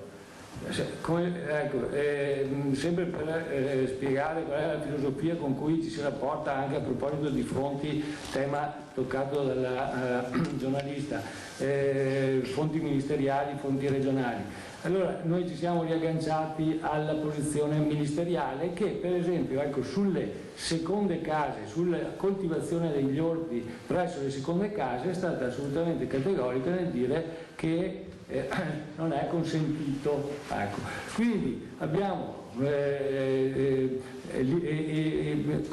previsto espressamente la possibilità della coltivazione con la motivazione dell'autoconsumo, considerando sempre vigenti le limitazioni agli spostamenti che contengono dentro il territorio comunale la possibilità di muoversi, e abbiamo coordinato i due sistemi per cui da un lato le limitazioni allo spostamento sono ancora vigenti, dall'altro abbiamo dichiarato e esplicitato che l'uso dell'orto, la coltivazione dell'orto è sostanzialmente una necessità, una possibilità che legittima lo spostamento. Contemperando queste cose viene fuori, anche sulla base di questa indicazione per cui l'orto presso la seconda abitazione non è coltivabile, perché lo dice il Ministro, che non è legittimato un turismo illimitato ai fini della coltivazione. Bisogna sempre usare in ogni caso questa normativa e queste indicazioni sapendo che siamo i primi interessati a tutelarci, evitando il contagio con una limitazione più possibile degli spostamenti. Posso riassumere, quindi autoconsumo, giusto? Nel proprio comune, perfetto. Terza domanda, il Presidente, questo è per il Presidente Zaia, l'Emilia Romagna ha fatto un'ordinanza analoga a quella del Veneto, aggiungendo però la toilettatura degli animali, perché il Veneto no? No, guardate, il tema della toilettatura ci è stato proposto, lo stiamo lavorando in queste ore, c'è il tema ovviamente della regolamentazione, per cui ieri assolutamente non eravamo nelle condizioni di inserirlo, stiamo approfondendo bene il tema perché si tratta della consegna dell'animale, perché c'è qualcuno che addirittura ipotizzava il ritiro dell'animale, che a me sembra una follia, la consegna dell'animale da compagnia direttamente da parte del proprietario in loco, gli appuntamenti, distanziamento sociale non se ne parla proprio, nel senso che chi dà gli appuntamenti deve dare in maniera tale che non ci sia la sala d'attesa, e la stiamo affrontando, spero che se ne possa venire fuori. Giornale di Vicenza, due domande. Gli studi come quelli dei professori Plebani e Lippi hanno dato già qualche risposta al Presidente su quanto si può fare affidamento sui test sierologici per poter dire se una persona è davvero immune al virus? Stanno facendo un gran lavoro di natura scientifica, sia il professor Plebani che il professor Lippi. Loro hanno depositato il loro progetto al comitato scientifico. Voglio voglio dirvi solo una cosa che è un'utile informazione, perché se osservate sono tutti col test sierologico in giro. Allora uno può dire, ma cavoli, il Veneto è partito per prima e stanno ancora lì con le provette a fare le prove, ne abbiamo fatte 3.000. Attenzione, test sierologici, cioè il prelievo del sangue, ce ne sono di due tipi, quantitativo e qualitativo. Quantitativo vuol dire che c'è l'anticorpo, qualitativo che entra nel merito, e quindi noi stiamo processando un sistema che risulta essere unico, cioè di sapere bene il nome e cognome di quell'anticorpo, da dove è arrivato e che storia ha, ve la banalizzo. Quindi quando vedete troppa facilità sappiate che siamo davanti a un test quantitativo, non qualitativo. Perché noi ci mettiamo di più? Perché stiamo puntando su quello qualitativo, che sarebbe una novità assoluta per il coronavirus. Forse abbiamo comunicato male noi, ma del resto all'inizio eravamo da soli. Anch'io poi ho detto, ma scusa, vedo test dappertutto, i laboratori che fanno test, ma li fanno quantitativi, non qualitativi. Ultima domanda di Erne, c'è qualche risultato di autopsie che inizi a dire quante persone sono morte per coronavirus oppure con coronavirus? Ma guardate, queste sono certificazioni che ci fanno i sanitari, di certo non competono a noi, però è pur vero, proprio per evitare sempre io la considero anche un po' imbarazzante questo discorso, ma non lo dico a Erle, lo dico perché è un tema che abbiamo affrontato spesso, no? È morto con o morto di? Guardate che il 99% dei nostri pazienti, se non aveva il coronavirus, non moriva. Dopodiché sarebbe morto magari qualche giorno più tardi, avrebbe perso la vita per la sua patologia, ma il coronavirus è stato uno spartiacque nella vita di molte persone. Cioè, quindi lo trovo anche un po' così, cioè, è nato prima l'uovo o la gallina, siamo a questi livelli quasi di discussione. Sappiamo ad esempio rispetto all'inizio che la polmonite interstiziale era un obiettivo totale iniziale, oggi sappiamo che le trombosi polmonari sono forse il vero obiettivo e quindi bisogna evitare che ci siano questi coaguli, e nelle autopsie si sta verificando questo. Il direttore di TV a Vicenza, Domenico Basso, dice quindi la prenotazione, si parla di prenotazione per il take away, dovrebbe valere quindi la stessa regola per gli alimentari, dove la gente entra e aspetta ovviamente con i numeri max 3 persone. Guardate, il tema del supermercato non si può fare su prenotazione per ovvi motivi, però c'è una regimentazione e una regolamentazione che è unica, nel senso che anche per la dotazione di personale si vede che c'è una gestione che è assolutamente rispettosa, cioè il distanziamento sociale, la colonna di accesso, l'ingresso contingentato, il tema dei guanti, della mascherina, degli igienizzanti. Ecco, vorrei fare una piccola riflessione andando al supermercato. Mi è capitato già 2 volte di vedere persone che mosche bianche, ma a me è capitato di vedere, che non entrano in supermercato senza mascherina. Cioè, invito i gestori ad accompagnarli all'uscita. Cioè, non è accettabile che una persona possa entrare in un punto vendita senza mascherina e senza guanti. Scusa, finisco i colleghi perché purtroppo abbiamo una coda, poi ti do facciamo l'ultimo giro in sala, Massimo, Malavasi, gente veneta, non ritiene che siano ormai giunte le condizioni, usando tutte le opportune precauzioni, di tornare a celebrare messa con i fedeli? Ma guardi, questa è una questione della quale abbiamo parlato anche ieri. Malavasi tocca un punto che ovviamente interessa a moltissimi veneti e nel rispetto di tutte le professioni, delle confessioni religiose, perché alla fine i musulmani ci chiedono di poter avere i loro spazi, altri ci chiedono spazi. Dico che questo dipende dal DPCM, perché c'è severamente negato dal Comitato Tecnico Scientifico. Vi ricordo che all'inizio abbiamo fatto anche una battaglia su questo punto, no? E seconda domanda di Malavasi, terapie che stanno dando risultati migliori, come va con l'Avigan e se è cominciata l'ozonoterapia?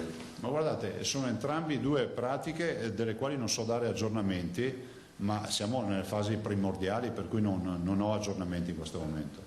Sono le ultime due, abbiate pazienza, Brinis, Mediaset, gelaterie già aperte a Padova, molte in coda ma rispettando le distanze. Ovviamente chiederlo, non lo si può mangiare per strada e quindi senza mascherina e bisogna portarselo a casa. Sì, abbiamo detto prima, è una domanda che è arrivata prima, se sono molti in coda rispettando le distanze, devono essere in coda da soli, senza accompagnatori e avendo prenotato prima e residenti in quel comune, altrimenti chi fa i controlli va nella coda e comincia a fare le verifiche, cioè è come andare a pesca nella pescheria, no? Ministro, tu lei ci manda l'osservazione di un lettore, la collega Gasparini. Ero a Canareggio, dice questo lettore, era in coda da Poppi, sono arrivati i vigili e hanno fatto chiudere immediatamente. Io non so Poppi, Fiori pare, sì. Eravamo in coda rispettando le distanze, tutto con mascherine e guanti, in perfetto ordine, lo trovo vergognoso. Dice la collega, i vigili stanno facendo chiudere i negozi di fiori minacciando una multa di 1.600 euro. Ma è improprio perché c'è una circolare del ministro Bellanova che prevede l'apertura, cioè io non so cosa farci, non abbiamo deciso noi di aprire le fiorerie, abbiamo dato adempimento a una circolare del ministro. Colleghi, che hanno qua domande, Massimo, se sì, l'unica cosa c'è... Sì, scusate, c'è qualche parrucchiere che scrive aprite le fiorerie, non aprite i parrucchieri, cioè, ma non siamo noi che apriamo le fiorerie, cioè... Del parrucchiere ne avremo bisogno. Sì, l'ultima domanda, Presidente, sui prezzi delle mascherine. Allora, noi abbiamo tante segnalazioni, soprattutto gente anziana che dicono cioè sono un botte di 50 euro per 25, insomma, sono botte da 50 euro, cioè sono tanto care, in questo momento capisco il mercato, capisco tutto, però c'è gente che fa fatica anche a comprarselo. Prevedete ulteriori distribuzioni di mascherine? Noi le stiamo distribuendo la sola Bottacin ancora in animo distribuzione, il problema è che lo facciamo con l'aiuto della protezione civile, degli alpini, dei volontari, i sindaci. Possiamo anche pensare di cominciare a dedicare un contingente alle persone più bisognose, però bisogna adoperarsi con i servizi sociali perché noi non abbiamo, diciamo, point to point, non riusciamo ad andare punto su punto perché non conosciamo poi le persone indigenti che hanno necessità di più aiuto. Questo lo dobbiamo fare per il tramite dei sindaci, parleremo ancora con l'Anci Veneto e vedremo di trovare una soluzione. Ne abbiamo quelle a doppio velo, quelle, penso che chiedendo anche a Franceschi magari un altro aiuto ce lo dà. Sì, solo una domanda, visto che il numero dei positivi è ancora molto alto e anzi si incrementa, e abbiamo anche spiegato la ragione, no? Chi cerca i positivi li trova, chi non li cerca non li trova. E che ci sono tante persone in isolamento e lì forse si apre un tema, queste persone in isolamento domiciliare rischiano a loro volta a lungo andare di trasmettere il contagio. se sono in questa dimensione. Allora, c'è un'idea, c'è un piano per fronteggiare un eventuale incremento dei contagi che non può essere escluso a priori nella ripresa delle attività generali? Abbiamo la macchina assolutamente piazzata per rispondere all'emergenza. Considerate che è un'emergenza alla quale si risponde con tamponi, isolamento fiduciario e ovviamente terapie intensive, terapie semi-intensive e malattie infettive. C'è poco ecco, ovviamente avremo un incremento delle terapie domiciliari, visto considerato che alcuni farmaci sono stati autorizzati. Le ultime tre domande, poi chiudiamo. Anzi, c'era una richiesta per l'assessore Lanzarin, se ti vuoi preparare sugli ospedali che riaprono, magari dopo si fa un attimo il punto. Per l'acquisto della sport si deve stare fuori dal negozio, si può anche entrare fuori? Sì. O dentro? No. Uno dentro? Sì, uno alla volta. Uno alla volta. Le concessionarie lunedì possono lavorare? Cosa? Concessionarie auto, immagino? No, perché il governo non le ha autorizzate. Continuare noto fuori dal comune, abbiamo risposto, io avrei chiuso. Ilaria. Ne approfitto, l'ultima, non me ne voglia perché qui abbiamo i telespettatori. Questione cimiteri, c'è una signora che ad esempio tra le tante che ci ha chiamato, le è mancato il figlio, però è in un altro comune, il cimitero in cui è sepolto. Cosa le diciamo? Che purtroppo noi ci possiamo limitare al comune perché il DPCM prevede il territorio comunale e capisco la tragedia. Dico alla signora che spero che dal 4 questo sia un tema assolutamente risolto. Guardate, la tragedia più grande è stata il giorno di Pasqua. Abbiamo avuto moltissime mamme, genitori che ci chiedevano di poter andare a trovare i figli in cimitero. Ok. No, volevo solo dire, la scuola, me l'ero anche segnato, ogni giorno cerchiamo... La scuola materna Don Gaetano Plebs, guardate cosa hanno fatto sti ragazzi, ci hanno mandato anche 40 mascherine, ora srotolatelo, avvocato.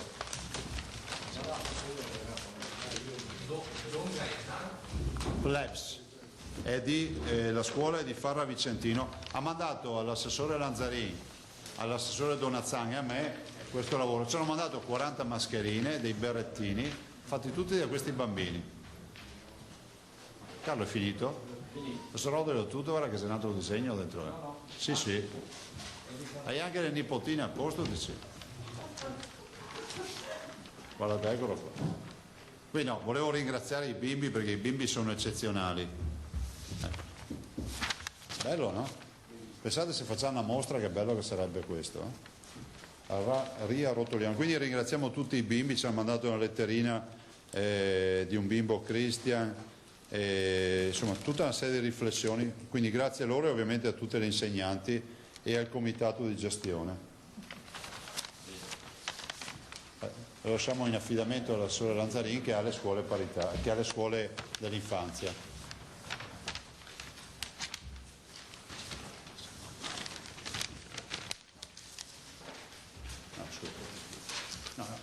Diciamolo subito. No, l'avvocato Botteano. Sui cimiteri c'è una novità? Via. Diciamola perché a volte a dirne tante qualcuno anche si brocca male. Se è consentito, sì, ecco, si tiene conto ovviamente del rapporto tra la persona e il defunto tragicamente scomparso e quindi uno spostamento anche al di fuori del comune, se c'è un legame particolarmente intenso, è giustificata. Scusa, perché bisogna essere chiari con i cittadini, quindi se si dice che il parente deve essere un parente stretto, quindi figlio, coniuge, o genitore o fratello, quindi diciamo primo grado o secondo grado, cos'è? Sì, diciamo anche secondo grado o diciamo anche quel oggettivo, storico, dimostrabile, autocertificabile, il rapporto con una persona, non so, il compagno di lavoro che è defunto, deceduto il giorno prima, questo ci consente una mobilità che è giustificata, ecco. non è certo legittimata la visita pure semplice, che può essere anche rispondente alle esigenze di carattere spirituale, presso un qualsiasi cimitero a onorare qualsiasi defunto. Questo non è assolutamente necessario. Sì, per intenderci, tanto per andare a fare la madre col figlio, la madre col figlio. Ma scusate, è comune per comune o anche fuori dal comune? Fuori regione anche? Adesso potremmo risposto alla regione, fuori dallo Stato, dopo fuori dallo Stato andiamo al continente. Ci sono persone che risiedono. Sì ragazzi, ho capito, però voi dovete capire che noi diamo interpretazione a dei decreti del Presidente del Consiglio. Non è che facciamo leggi noi, non possiamo farle su sta roba. Se poi chiedi la mia opinione te la direi, anche volentieri, però qui mi fermo qua. I sindaci brontolano perché a proposito dei cimiteri, l'avevi già accennato, sì. Te lo dico perché mi sono arrivate 2 mail di sindaci. I sindaci brontolano perché dicono abbiamo riaperto i cimiteri in fretta e furia e le fiorerie sono chiuse. Le fiorerie sono chiuse.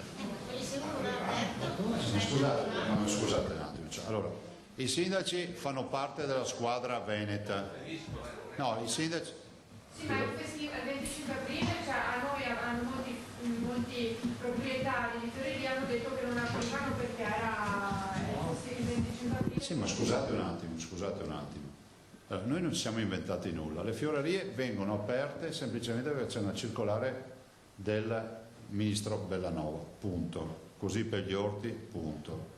Dopodiché per i cimiteri, vi ho detto prima, capisco l'agitazione che abbiamo messo i sindaci, abbiamo dovuto far così, non è mancanza di tatto o di considerazione nei loro confronti, anzi ci mancherebbe, e li ringrazio perché poi so che come al solito i sindaci sono bravi, efficienti e sono riusciti a fare l'impossibile.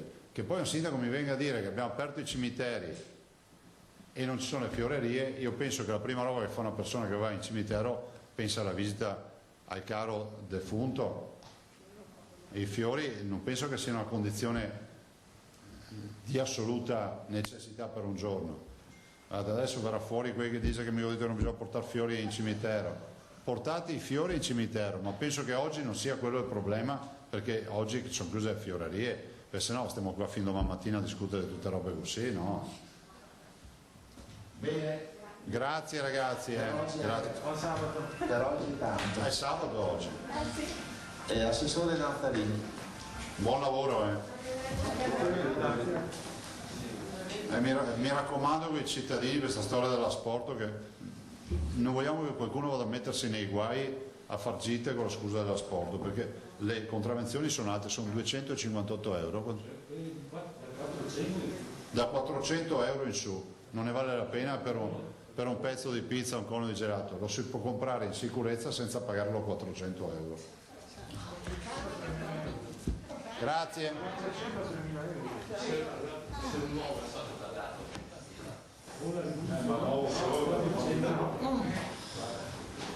Assessore, erano giunte numerose domande sul piano di riapertura progressiva degli ospedali Covid.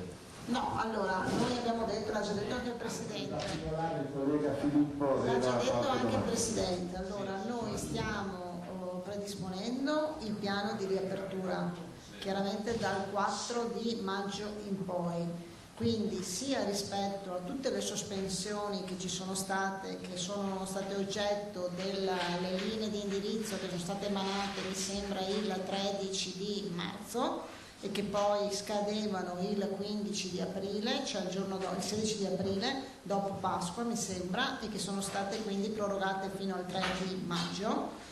Quindi dal 4 maggio ci sarà una ripresa, ci sarà un piano che poi viene comunicato con le modalità con cui riapriranno e riprenderanno le attività che sono state sospese, e questo per tutti gli ospedali del Veneto. Per gli ospedali Covid in maniera uguale c'è un piano che prevede quindi una graduale ripresa.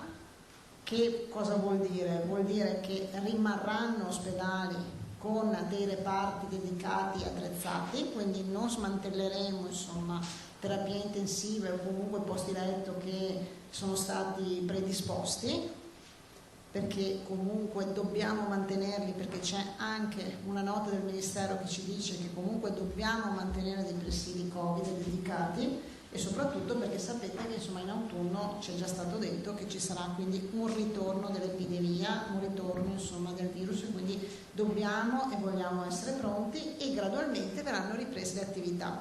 Ricordo che nei 2 ospedali un po' più grandi rispetto agli altri, quindi Schiavonia e Sant'Orso, i 2 punti nascite sono già operativi.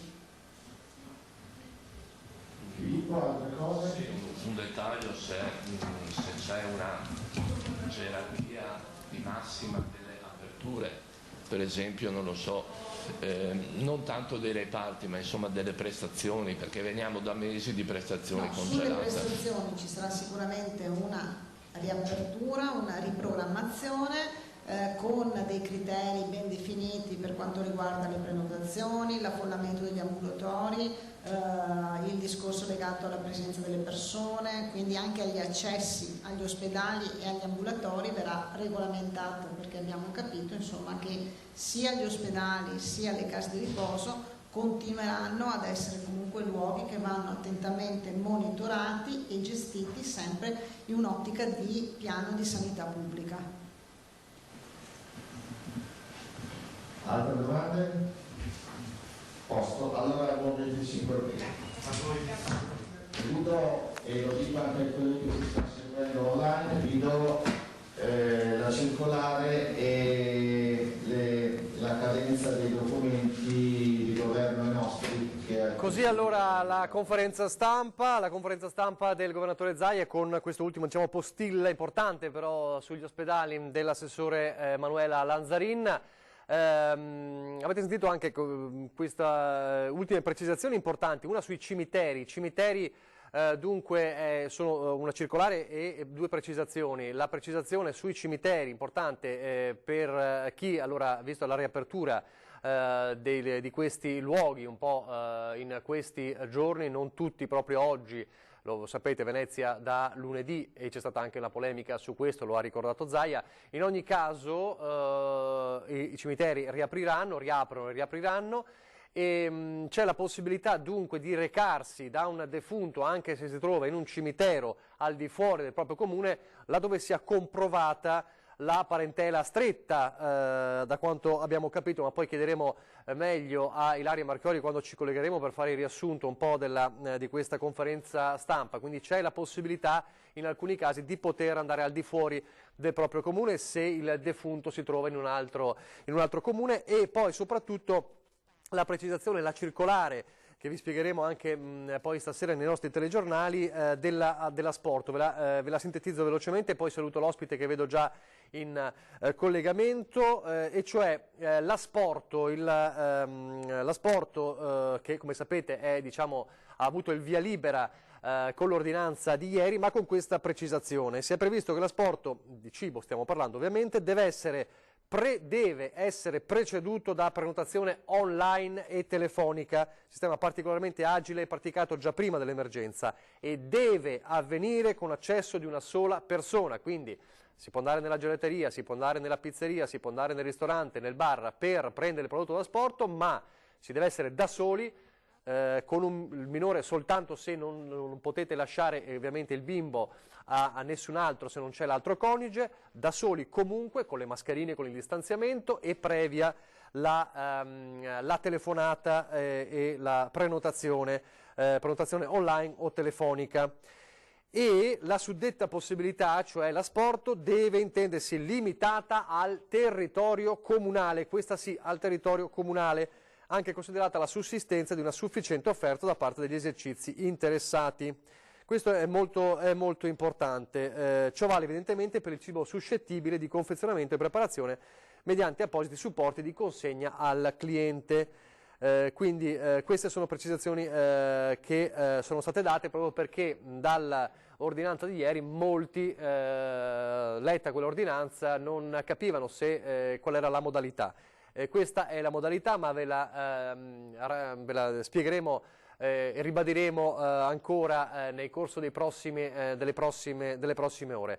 E poi Zaia, l'avete visto, ha fatto questa cronistoria, insomma, questa cronologia degli interventi, delle misure restrittive tra governo e poi gli interventi della regione, anche per spiegare un concetto fondamentale, cioè non c'è nessuna fuga in avanti della regione, tutto è stato fatto nell'alveo del DPCM del governo. Semmai, dice, a quelli che ci accusano di aver aperto, semmai in queste settimane, in questi mesi abbiamo ristretto alcune ipotesi del governo e adesso ci stiamo allineando un po' alle situazioni, alle soluzioni. Vedasi ad esempio librerie e cartolerie che per il governo erano già possibili come aperture in tutti i giorni della settimana, mentre il governo aveva posto 2 giorni come restrizione, che adesso appunto sono stati tolti.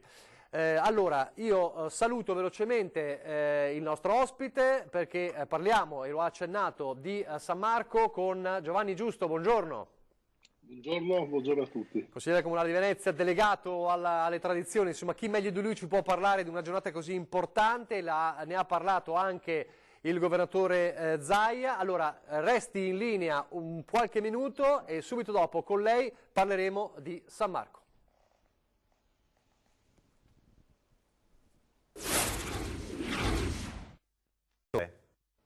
Rieccoci allora in diretta e continuiamo a parlare allora non solo di emergenza coronavirus, l'abbiamo sentito poco fa alla conferenza stampa del governatore Zaia, nella quale ha ricordato il 25 aprile la liberazione, i partigiani, le vittime partigiane e Tina Anselmi, quindi la staffetta partigiana, nonché ministro della salute, il primo ministro donna e la creatrice, diciamo, del sistema sanitario nazionale, particolarmente importante in questi tempi ovviamente. E poi ha ricordato San Marco. Allora vi faccio vedere cosa ha postato questa mattina sulla sua pagina Facebook. Scrive: un simbolo di pace, anzi l'unico vessillo al mondo a recare questa parola. Il nostro leone di San Marco, anima del popolo veneto, è protagonista di questa poesia in dialetto composta da Stefano Michelin e Stefania Deon, montebellunesi, perché sia di buon auspicio in questi giorni difficili per tutti noi. Grazie di cuore e buon San Marco a tutti. E questa è la poesia appunto in dialetto, rigorosamente in dialetto, dedicata a San Marco, che potete leggere nella pagina Facebook del governatore, che conclude con il classico Partera Parmar San Marco. E allora una giornata quindi particolare, lo abbiamo detto, no? Un 25 aprile diverso sia per la liberazione che per San Marco. Che 25 aprile, che festa di San Marco è questa di questo 2020 così particolare? Giovanni Giusto. A livello di festività purtroppo disastrosa, perché non possiamo permetterci, va bene, di andare in quella che è la casa del nostro santo patrono di San Marco, andarlo a onorare e a festeggiare, quindi in piazza San Marco. E siamo costretti a rimanere all'interno delle nostre case, va bene, con magari accompagnati dalla sorveglianza dei nostri bandieroni, che tutti coloro che credono in San Marco sicuramente magari uno ma ce l'hanno, va bene, e cercando di ascoltarci magari anche quell'inno che è stupendamente poi tra l'altro cantato dal coro della Fenice, e che in queste occasioni, va bene, potevamo addirittura ascoltare in quelle che erano i vari festeggiamenti in questo giorno fino allo scorso anno. È una delusione, insomma, quest'anno doverci limitare, doverci frenare, va bene, comunque ci rifaremo sicuramente. Senta, il significato un po' di questa festa per Venezia, per i veneti, e come si aggancia proprio al momento difficile che stiamo vivendo? Ma il significato del nostro patrono è sicuramente grande, nel senso è stato sempre il simbolo al quale ci siamo riferiti e per il quale e attraverso il quale, con l'aiuto del quale, noi abbiamo creato quella grande storia che ci inorgoglisce, va bene, che è una storia sicuramente fatta di passato, ma che ha costruito quello che è comunque un futuro non soltanto per noi veneziani e veneti, ma esempio per tutto il mondo. È stata una repubblica che nel nome di San Marco addirittura ha mantenuto, frenando i musulmani. Ricordiamo la battaglia di Lepanto, perché oggi probabilmente saremo tutt'altra cosa se quella volta la Repubblica di San Marco non riuscisse a contrapporsi a quella che era ormai un'avanzata che da terra aveva già quasi aggirato, diciamo, l'ostacolo e poteva entrare anche qui in quella che oggi è l'Italia, quindi arrivare anche in Veneto. Li abbiamo fermati, quindi la nostra storia è continuata e non ha avuto grossi stravolgimenti.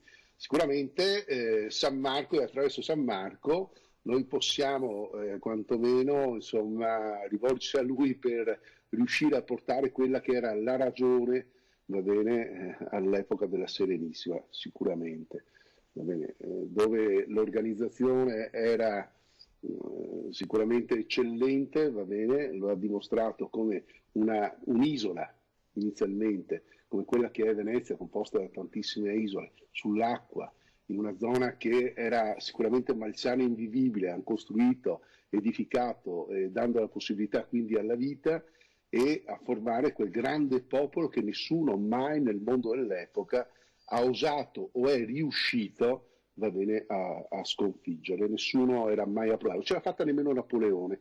Nel 1797 ha cercato di entrare spavaldamente per le vie di ingresso, va bene, per il mare, ed è stato bombardato da quello che è stata poi tra l'altro la prima volta che si è messo in funzione il forte di Sant'Andrea a difesa proprio della bocca di San Nicolò. Lui ha cercato spavaldamente di entrare con 3 navi, con a capo il Liberator d'Italie, va bene, che malgrado fosse stato a lui intimato, a chi per lui comunque comandava la nave, a fermarsi, non l'ha fatta, un colpo ed è stato affondato. Quindi nessuno ha mai violato quelle che erano le sacre mura della nostra città, cioè della nostra Repubblica, cioè la laguna, il mare, l'acqua, ecco, quelle mura che poi purtroppo sono state un po' esautorate. Oggi noi siamo praticamente collegati a quello che è il resto del mondo e quindi anche influenzati da quello che è il resto del mondo, ma anche tra l'altro veniamo purtroppo sottoposti a quella che è diciamo, la regola del resto del mondo. Noi siamo unici, straordinariamente diversi, ma non abbiamo delle caratteristiche attraverso le leggi di questa diversità. Dobbiamo noi praticamente accomunarci al resto del mondo. Per esempio, noi viviamo, ci muoviamo, trasportiamo, lavoriamo attraverso l'acqua, quindi a bordo delle barche, ma nessuno, se non dopo il sindaco, il prefetto che comunque ha aggiustato le cose proprio in questi ultimi giorni, si era mai pensato di dire a Venezia come potevamo muoverci. Le nostre attività, soprattutto lavorative, ma anche il semplice, normale uso dell'imbarcazione quotidiana, non era permesso. Mentre nel resto della nazione ci si poteva spostare sicuramente con motivi validi, va bene, giustificati, però a bordo di macchine, a bordo di moto, con le biciclette, eccetera. Noi non potevamo né a motore e nemmeno, e questo per me è stato veramente una sorta di umiliazione quantomeno, va bene, adoperare le nostre barche che sono compatibilissime con l'ambiente, sono le imbarcazioni a remi. Abbiamo tutto fermo. L'acqua sicuramente ha ripreso quella che è la sostanza attraverso la tranquillità, non lo metto in dubbio, però noi siamo stati puniti perché non rientravamo in quelle che erano le leggi del resto della nostra nazione. Siamo diversi e diversamente siamo stati anche puniti però. Senta, però comunque, insomma... in ogni caso è vero, l'ha detto, a parte questo discorso che ha fatto, certo significativo, la tradizione del boccolo oggi come si manifesta? Ma diciamo che la festa di San Marco, la festa del patrono è un insieme di festeggiamenti. Il boccolo è sicuramente una ricorrenza che magari è più conosciuta al di fuori di quello che è la nostra regione, va bene, cioè quello di donare un bocciolo di rosa alla propria amata, ma è praticamente fa parte, si integra con quello che invece è l'evento festa di San Marco, cioè la festa del patrono. Ci sono varie come posso dire, si snoda la festa, certo. Per esempio anche a livello culinario, cioè che cosa mangiava per esempio il doge, o quantomeno che cosa mangiano i veneziani e i veneti il giorno del 25 aprile. C'è un piatto che ci invidia tutto il mondo, orgogliosamente è nostro, e sì, risi e bisi. Il doge il 25 aprile, va bene, non soltanto lo mangiava, ma lo offriva anche ai veneziani attraverso il Palazzo Ducale, va bene, ma anche creando dei banchetti pubblici dove tutti comunque, e questa tradizione sta continuando avanti. Oggi io ho mangiato risi e brisi. Quindi ligio la tradizione, severamente ligia la tradizione. Attenzione che noi, soprattutto a Venezia, ma nel Veneto, non lo facciamo soltanto per nostalgia, non siamo orgogliosi di quello che non è, attenzione, il passato, ma che è attraverso il passato la continuità. Noi siamo un qualcosa di particolare, non dobbiamo perdere questo riferimento a quello non che eravamo, a quello che ancora potenzialmente siamo e che dobbiamo mantenere vivo per poter continuare. Il Veneto ha dimostrato anche attraverso la pandemia come si sa governare anche una pandemia, quindi complimenti inutilmente, va bene, lo replico perché comunque ribadire non vale quasi la pena, lo sappiamo tutti, il Presidente come Zaia come è riuscito a governare pur nelle limitatezze date dallo Stato, perché le leggi, comunque le indicazioni erano per tutti, ma ha saputo comunque governare una situazione che molti altri invece hanno peccato. Certo. Anche se ha fatto arrabbiare il suo sindaco ieri, l'ha fatto arrabbiare. ne parliamo dopo perché facciamo vedere anche cosa ha detto Brugnaro, ma poi le ha risposto insomma Luca Zaia. Io ringrazio Giovanni Giusto per questo suo contributo, insomma ci ha spiegato qual è il senso della tradizione di San Marco nella giornata di oggi. È un San Marco appunto che per certi versi è virtuale, come lo è appunto tutto di fatto in questo periodo, con la speranza che appunto vedremo un 25 aprile 2021 certamente diverso.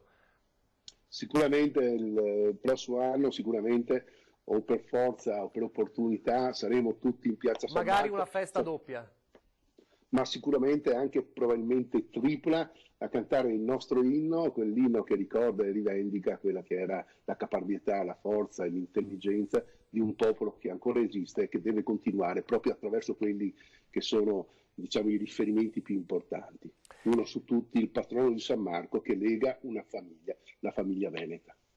Grazie davvero a Giovanni Giusto, grazie del suo contributo. Io passo direttamente, coi tempi siamo un po' stretti, a Ilaria Marchiori, che è ancora all'interno dell'unità di crisi. Ti chiedo veramente un minuto e mezzo al massimo di sintesi. Lo so che non è facile perché è stata particolarmente lunga oggi la conferenza stampa.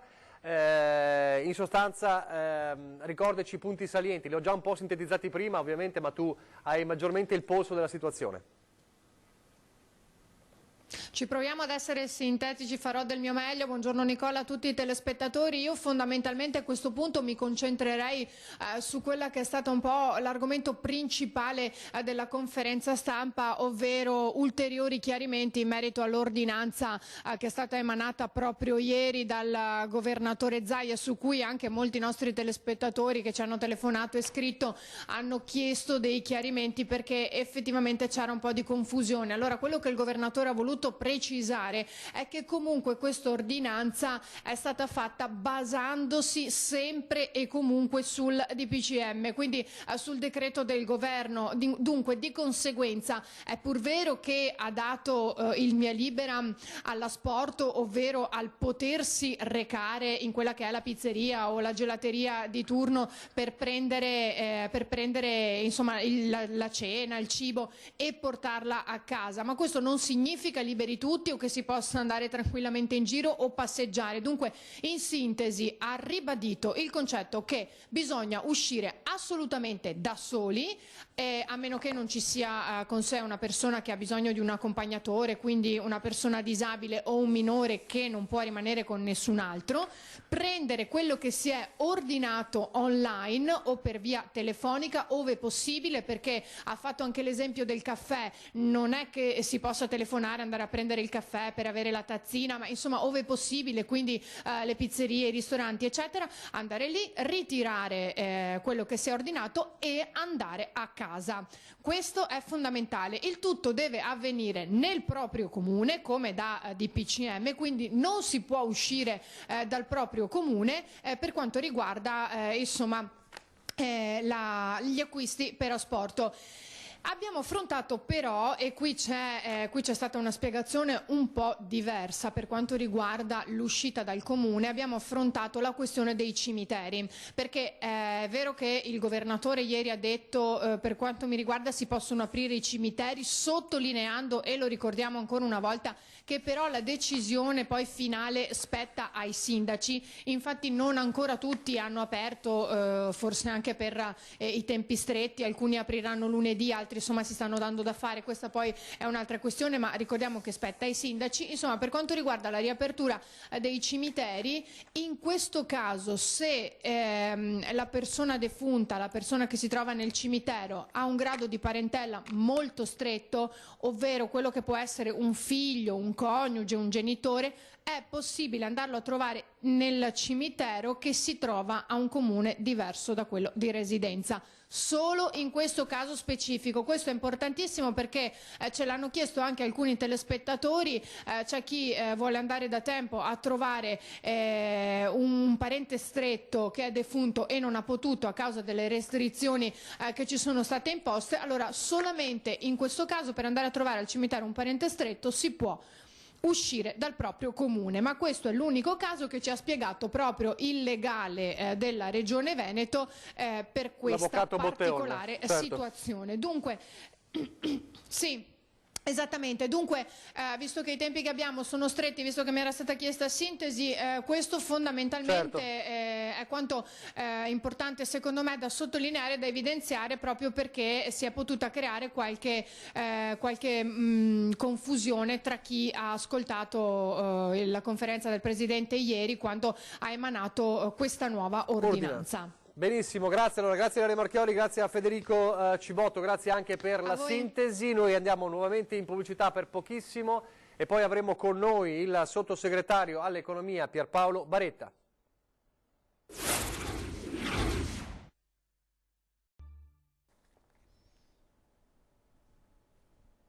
Rieccoci in diretta. Allora, saluto e ringrazio il sottosegretario all'economia Pierpaolo Baretta, buongiorno. Buongiorno a voi. Buongiorno e buon 25 aprile. Allora, grazie anche a voi. Partiamo proprio, esatto, buona festività, è una doppia festività quella di oggi, lo dice anche il nostro titolo, insomma, San Marco, la liberazione, un 25 aprile necessariamente diverso. Allora partiamo proprio da qui, lei ha fatto un post su Facebook anche, insomma, in cui parla di un giorno dalle due anime che assolutamente sono complementari, è così? Sì, noi abbiamo una lunga tradizione veneziana e l'attaccamento a San Marco che ci ha accompagnato per secoli nelle traversie, ma anche nelle capacità di reagire che ha avuto la città e la popolazione veneziana, da un lato, e dall'altro questa giornata della liberazione che ci ha consegnato la democrazia e la libertà. Sì, bisogna tenere uniti i significati di entrambe, sia dello spirito locale, di questa forza di guardare al futuro, e anche questi valori che ci sono stati consegnati. Ci servono molto in questo momento per guardare con un po' di fiducia e costruire un futuro in una situazione che davvero è molto difficile. Quindi credo che questa è una giornata in cui bisogna rincuorarsi guardando proprio ai nostri valori di fondo. Senta, tutti attendono di capire cosa arriverà da Roma, quali saranno le linee guida post 4 maggio. Glielo chiedo perché lei è chiaramente un esponente di governo, si sa quando il Premier potrebbe esprimersi su questo, sappiamo che il lavoro è molto lungo perché è molto complesso. Sì, giustamente come ha detto lei è molto complesso perché bisogna evitare errori e passi falsi, bisogna che noi riusciamo a costruire una ripartenza la più ampia possibile, che coinvolga il più possibile di categorie economiche, ma deve essere fatto con tutta la sicurezza necessaria, e le situazioni sono molto diverse, le grandi aziende sono diverse dai piccoli negozi, le spiagge sono diverse dagli alberghi, e soprattutto i sistemi di accesso, la mobilità per andare nei posti di lavoro oppure i ristoranti, insomma c'è una complessa, e vogliamo farlo, vogliamo aprire, ma vogliamo farlo in condizioni che ci sia sicurezza, che non ci siano improvvisazioni o fughe in avanti, non per ritardare, ma per essere più tranquilli che la ripartenza è più sicura. E quindi insomma c'è ancora da aspettare probabilmente per avere... Sì, non credo moltissimo perché il lavoro è molto avanti, molto robusto, però queste sono anche valutazioni che sono proprio in capo al Presidente del Consiglio, che farà una valutazione propria del momento migliore certo, in alcuni casi bisognerà garantire anche un tempo di anticipo adeguato, penso ad esempio ai nostri balneari che aprono le spiagge, almeno un 20 giorni, un mese di anticipo hanno bisogno in quel caso, altri invece sono in grado di aprire più rapidamente, ma io penso che sia questione di ore, immagino, se non di poco tempo in più. Allora, ieri è stato varato il documento di economia e finanza, è così? Allora ci può sintetizzare esattamente i contenuti del DEF? Sì, un quadro economico come c'era da aspettarsi, molto, molto difficile, complicato con questa ultima vicenda. Già avevamo una situazione di ripresa debole, ma questa situazione del virus ci ha messi davvero in difficoltà. Tutti, anche lo Stato in emergenza. Abbiamo un deficit che è passato dal 2,2 al 10,4%, abbiamo meno 8 e qualcosa di PIL e un debito che schizza a 160% abbondante. Inevitabile, sono state scelte giuste che se avessimo potuto far di più avremmo fatto anche di più e faremo molto anche nel decreto che stiamo varando e che dovrà uscire alla fine della settimana, pensiamo il 30 aprile, perché sarà un decreto di 55 miliardi, solo la parte che va in sostegno all'economia, alle imprese e alle famiglie, e in questi giorni il Parlamento deve darci lo scostamento. Quindi un quadro che si delinea molto serio, ma dentro il quale abbiamo fatto anche una scelta, diciamo, molto interessante, che è quella di togliere di mezzo le clausole di salvaguardia. Come lei sa, pende sul bilancio dello Stato questa spada di Damocle che ogni anno si rischia di far scattare l'IVA. Al 1 gennaio 2021 è previsto un aumento di IVA di 2 punti per circa 20 miliardi. Abbiamo deciso di toglierlo subito di mezzo in questo quadro di difficoltà, aumentando un po' il deficit, ma rassicurando i commercianti, gli stessi consumatori, che questo rischio non c'è. Bisogna dare anche certezze di medio periodo. Senta, le agenzie di rating per ora insomma danno esiti positivi. Moody's in un rapporto ha parlato di un'affidabilità dell'Italia invariata, di recessione temporanea. Standard & Poor's non ha modificato il rating, quindi insomma questa è una risposta importante. Sì, è molto importante, soprattutto perché siccome tutti i provvedimenti che stiamo facendo sono in debito e quindi ci dobbiamo rivolgere al mercato internazionale, anche se sarebbe bene che ci fosse una prevalenza di mercato interno, è molto importante che venga consolidata l'idea che il nostro è un paese affidabile e con una sua stabilità. Credo che a questo fatto abbia contribuito due cose. Primo, la determinazione con cui siamo arrivati a prendere delle scelte. Si potrà ovviamente discutere nel merito ed è legittimo che si faccia, ma nell'arco di un mese, perché questo è dal 18 di marzo il primo decreto, abbiamo messo in campo 75 miliardi di denaro fresco e garanzie per 750 miliardi di possibili crediti. E secondo luogo, la trattativa con l'Europa è stata una trattativa molto serrata che sta dando i primi risultati, quindi questi due aspetti hanno consolidato l'idea che l'Italia è un paese solido da un lato, pur nelle difficoltà attuali, non è la Grecia di allora e siamo sempre il secondo paese manifatturiero d'Europa, siamo il primo paese al mondo per patrimonio artistico, abbiamo una prospettiva di logistica importante perché siamo un porto naturale del Mediterraneo, quindi tutto questo influisce e dobbiamo utilizzarlo bene. Quindi tornando al calendario, fine settimana prossima il decreto? Sì, diciamo il 30 aprile è il nostro obiettivo, ci siamo dati, diciamo, speriamo di rispettarlo ad horas, ma insomma, quello è la data nella quale noi pensiamo di concludere, perché vogliamo che ci siano provvedimenti certi. Sappiamo che dobbiamo passare a 800 euro i rimborsi per le partite IVA, dobbiamo rinnovare la cassa integrazione che va prolungata ulteriormente nel tempo, dobbiamo fare ulteriori interventi che abbiamo in mente, come quello sui crediti d'imposta per gli affitti commerciali e così via, e così via, e così via. Ne possiamo parlare nei prossimi giorni, ma sicuramente è necessario fare rapidamente.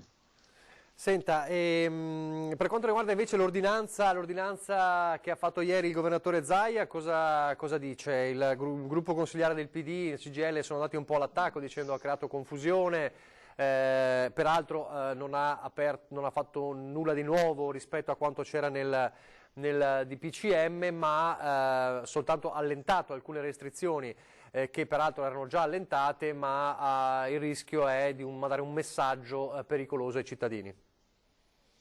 Ma sì, devo dire obiettivamente mi pare che non sia il caso di fare queste fughe in avanti, alle quali magari poi corrisponde il giorno dopo una fuga indietro, perché noi abbiamo visto che nelle comunicazioni del governatore della regione ci sono stati dal teniamo aperto tutto a passiamo al coprifuoco, dal avremo il picco a metà aprile e a metà aprile dire è il momento di aprire. Quindi non aiuta. Ho visto che persino il sindaco di Venezia Brugnaro, che pure è alleato di Zaia, ieri di fatto ha preso le distanze criticando molto questo modo di fare delle scelte. No, non aiuta. In questo momento ha bisogno di grande coordinamento. È legittimo che la Regione Veneto spinga nei confronti del governo centrale perché ritiene di avere la possibilità di essere pronta o di avere più strumenti per partire, assolutamente legittimo. Io stesso penso che in Veneto siamo in molte situazioni molto più avanti, però questo va fatto in un'azione coordinata e soprattutto dove operatori economici e cittadini abbiano certezza e tempo per poter prendere le loro decisioni, i loro orientamenti. Quindi è un invito il mio, non è affatto polemico, è un invito a tener conto anche di questo delicato passaggio dove tutti spingono legittimamente per ricominciare. Dobbiamo aiutare questo percorso, non confonderlo. Chiudiamo con Venezia. Lei non è solo sottosegretario al Ministero degli Interni, ma anche candidato sindaco a Venezia per il centro-sinistra. Cosa diciamo ai veneziani, che ovviamente un po' come tutti i veneti stanno esaurendo, ovviamente immagino come tutti un po' il limite della pazienza, ma è inevitabile. Cosa si può dire ai veneziani? Ma bisogna dirgli, appunto, come ci hanno detto all'inizio, di recuperare lo spirito classico della nostra città, imprenditività e solidarietà. Nella storia di Venezia Città d'Acqua, di Venezia Mestre, Terraferma, Marghera, ci sono queste due componenti, una grande capacità di imprenditività, di voglia di fare, di ricostruire, di ripartire, e contemporaneamente una grande solidarietà nel considerarsi comunità e nell'aiutarsi a vicenda. Con queste due caratteristiche noi ce la faremo. Benissimo, grazie allora, grazie al sottosegretario Baretta e ancora buon 25 aprile a lei e alla sua famiglia. Bene, allora la pubblicità nuovamente, poi facciamo un ultimo giro per riassumere la mattinata di oggi, ci sentiremo anche Lorenzo Maier al telefono per poter parlare un po' del discorso del patriarca Moraglia.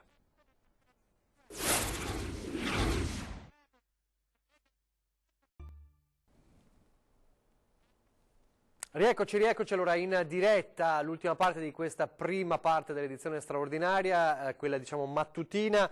Ripartiamo dai dati, non ve li ho ancora fatti vedere, li ha citati prima il governatore Zaia, li vediamo nel dettaglio, i dati del bollettino dell'azienda zero di oggi che parla di 17.391 casi positivi dall'inizio dell'emergenza in totale, più 162 nelle ultime 24 ore, gli attualmente positivi 9.432, i soggetti in isolamento domiciliare sono 8.722. 306.000 i tamponi effettuati, oltre 306.000 i tamponi effettuati. Il dato, come sempre importante, il dato dei positivi è strettamente legato a quello dei tamponi che vengono effettuati, lo ha ricordato lo stesso Zaia quando una domanda di una collega giornalista sull'ipotesi che è sul tavolo di cadenzare le riaperture a seconda, nelle regioni a seconda del numero dei casi positivi, ecco, potrebbe esserci un paradosso per cui avendo tanti casi positivi perché tanti tamponi il Veneto potrebbe essere penalizzato. La Zaia dice se si decide in questo modo bisogna che si calcoli il numero dei positivi in base al numero dei tamponi. È facile ovviamente avere tantissimi positivi se ci sono o tanti positivi se ci sono tanti tamponi.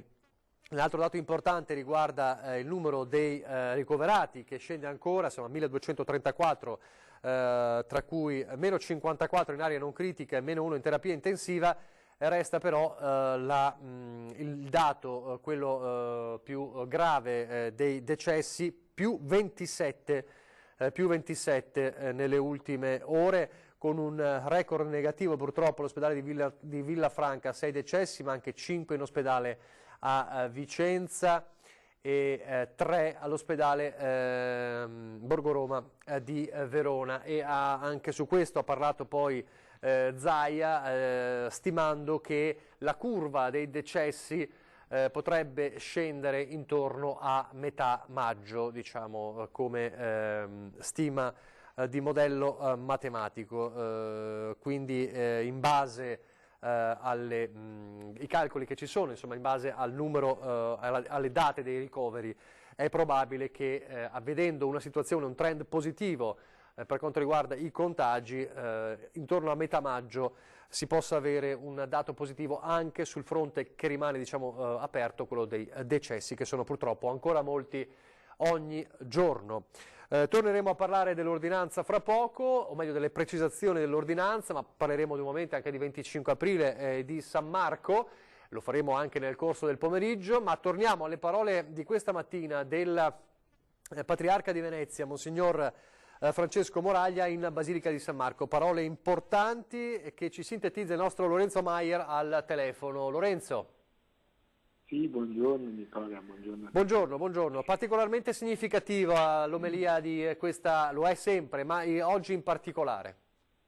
Assolutamente, oggi il Patriarca ha voluto, diciamo, richiamare la figura di San Marco e diciamo, dire a tutti i fedeli, anche attraverso le nostre emittenti, come questo Covid-19 dovrà portare tutta l'umanità, e quindi la città di Venezia e ogni singola persona, a una revisione complessiva di quello che era il modello di vita precedente. Ecco, si è comunque fatto riferimento al consumismo, ha parlato di una pandemia che purtroppo in questa tragedia ha reso tutti quanti fragili, tutti quanti ubiquitari, perché il virus è ubiquitario, colpisce tutto il mondo, e quindi ciascuna persona deve ripensare un po' anche a quello che è il nostro modello di vita, che è fatto magari su certezze che in questo periodo abbiamo riscoperto fragili. Poi c'è stato l'inno liturgico ovviamente a San Marco e il richiamo un ringraziamento ai medici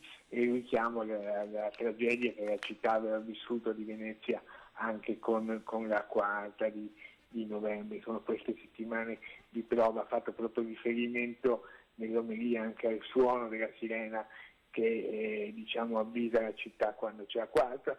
Si è ricollegato a questa pandemia e quindi, per sintetizzare, in estrema sintesi, ha detto come l'uomo deve un po' cambiare vita, ecco, nel piccolo, ma anche cambiare vita, vedere quelle che sono le cose importanti, puntare alla condivisione reciproca e all'attenzione verso tutti. Ecco, possiamo sintetizzarlo così in poche battute. Ecco, ha parlato anche ovviamente di un modo diverso di concepire la politica. Ha detto la politica spesso è in mano a persone poco preparate, manovrabili, e c'è anche il rischio del populismo. Ha fatto un richiamo anche all'Europa, appunto alla politica, un richiamo che Monsignor Moraglia aveva già fatto anche in precedenti occasioni per ribadire come la politica deve essere intesa nel servizio e in particolare in servizio alle persone più deboli e più fragili, ecco, non al servizio disattento ai calcoli economici, ecco, una politica diversa che sappia vedere l'uomo in maniera diversa, richiamando il fatto che ha detto, queste le sue parole, Dio non voglia, ma la comunità scientifica ci dice che in autunno ci potrebbe essere anche un'altra pandemia, per cui si deve fare tesoro di questa esperienza per una revisione complessiva della società e per un'attenzione anche a tutte le categorie di popolazioni più fragili che in questo momento stanno pagando lo scotto non solo dal punto di vista dell'emergenza sanitaria ma anche della crisi economica che è purtroppo dietro l'angolo. Ecco, qui richiamo all'Europa e alla politica affinché possa dare risposte concrete a chi è veramente nel bisogno. Grazie allora, grazie a Lorenzo Maier, buon 25 aprile anche a te. Vi faccio vedere adesso, e torniamo a parlare della festa della liberazione ai tempi del coronavirus. Guardate, questa mattina il capo dello Stato all'altare della patria, davanti al monumento del milite ignoto, significativa, insomma, il capo dello Stato da solo e con la mascherina.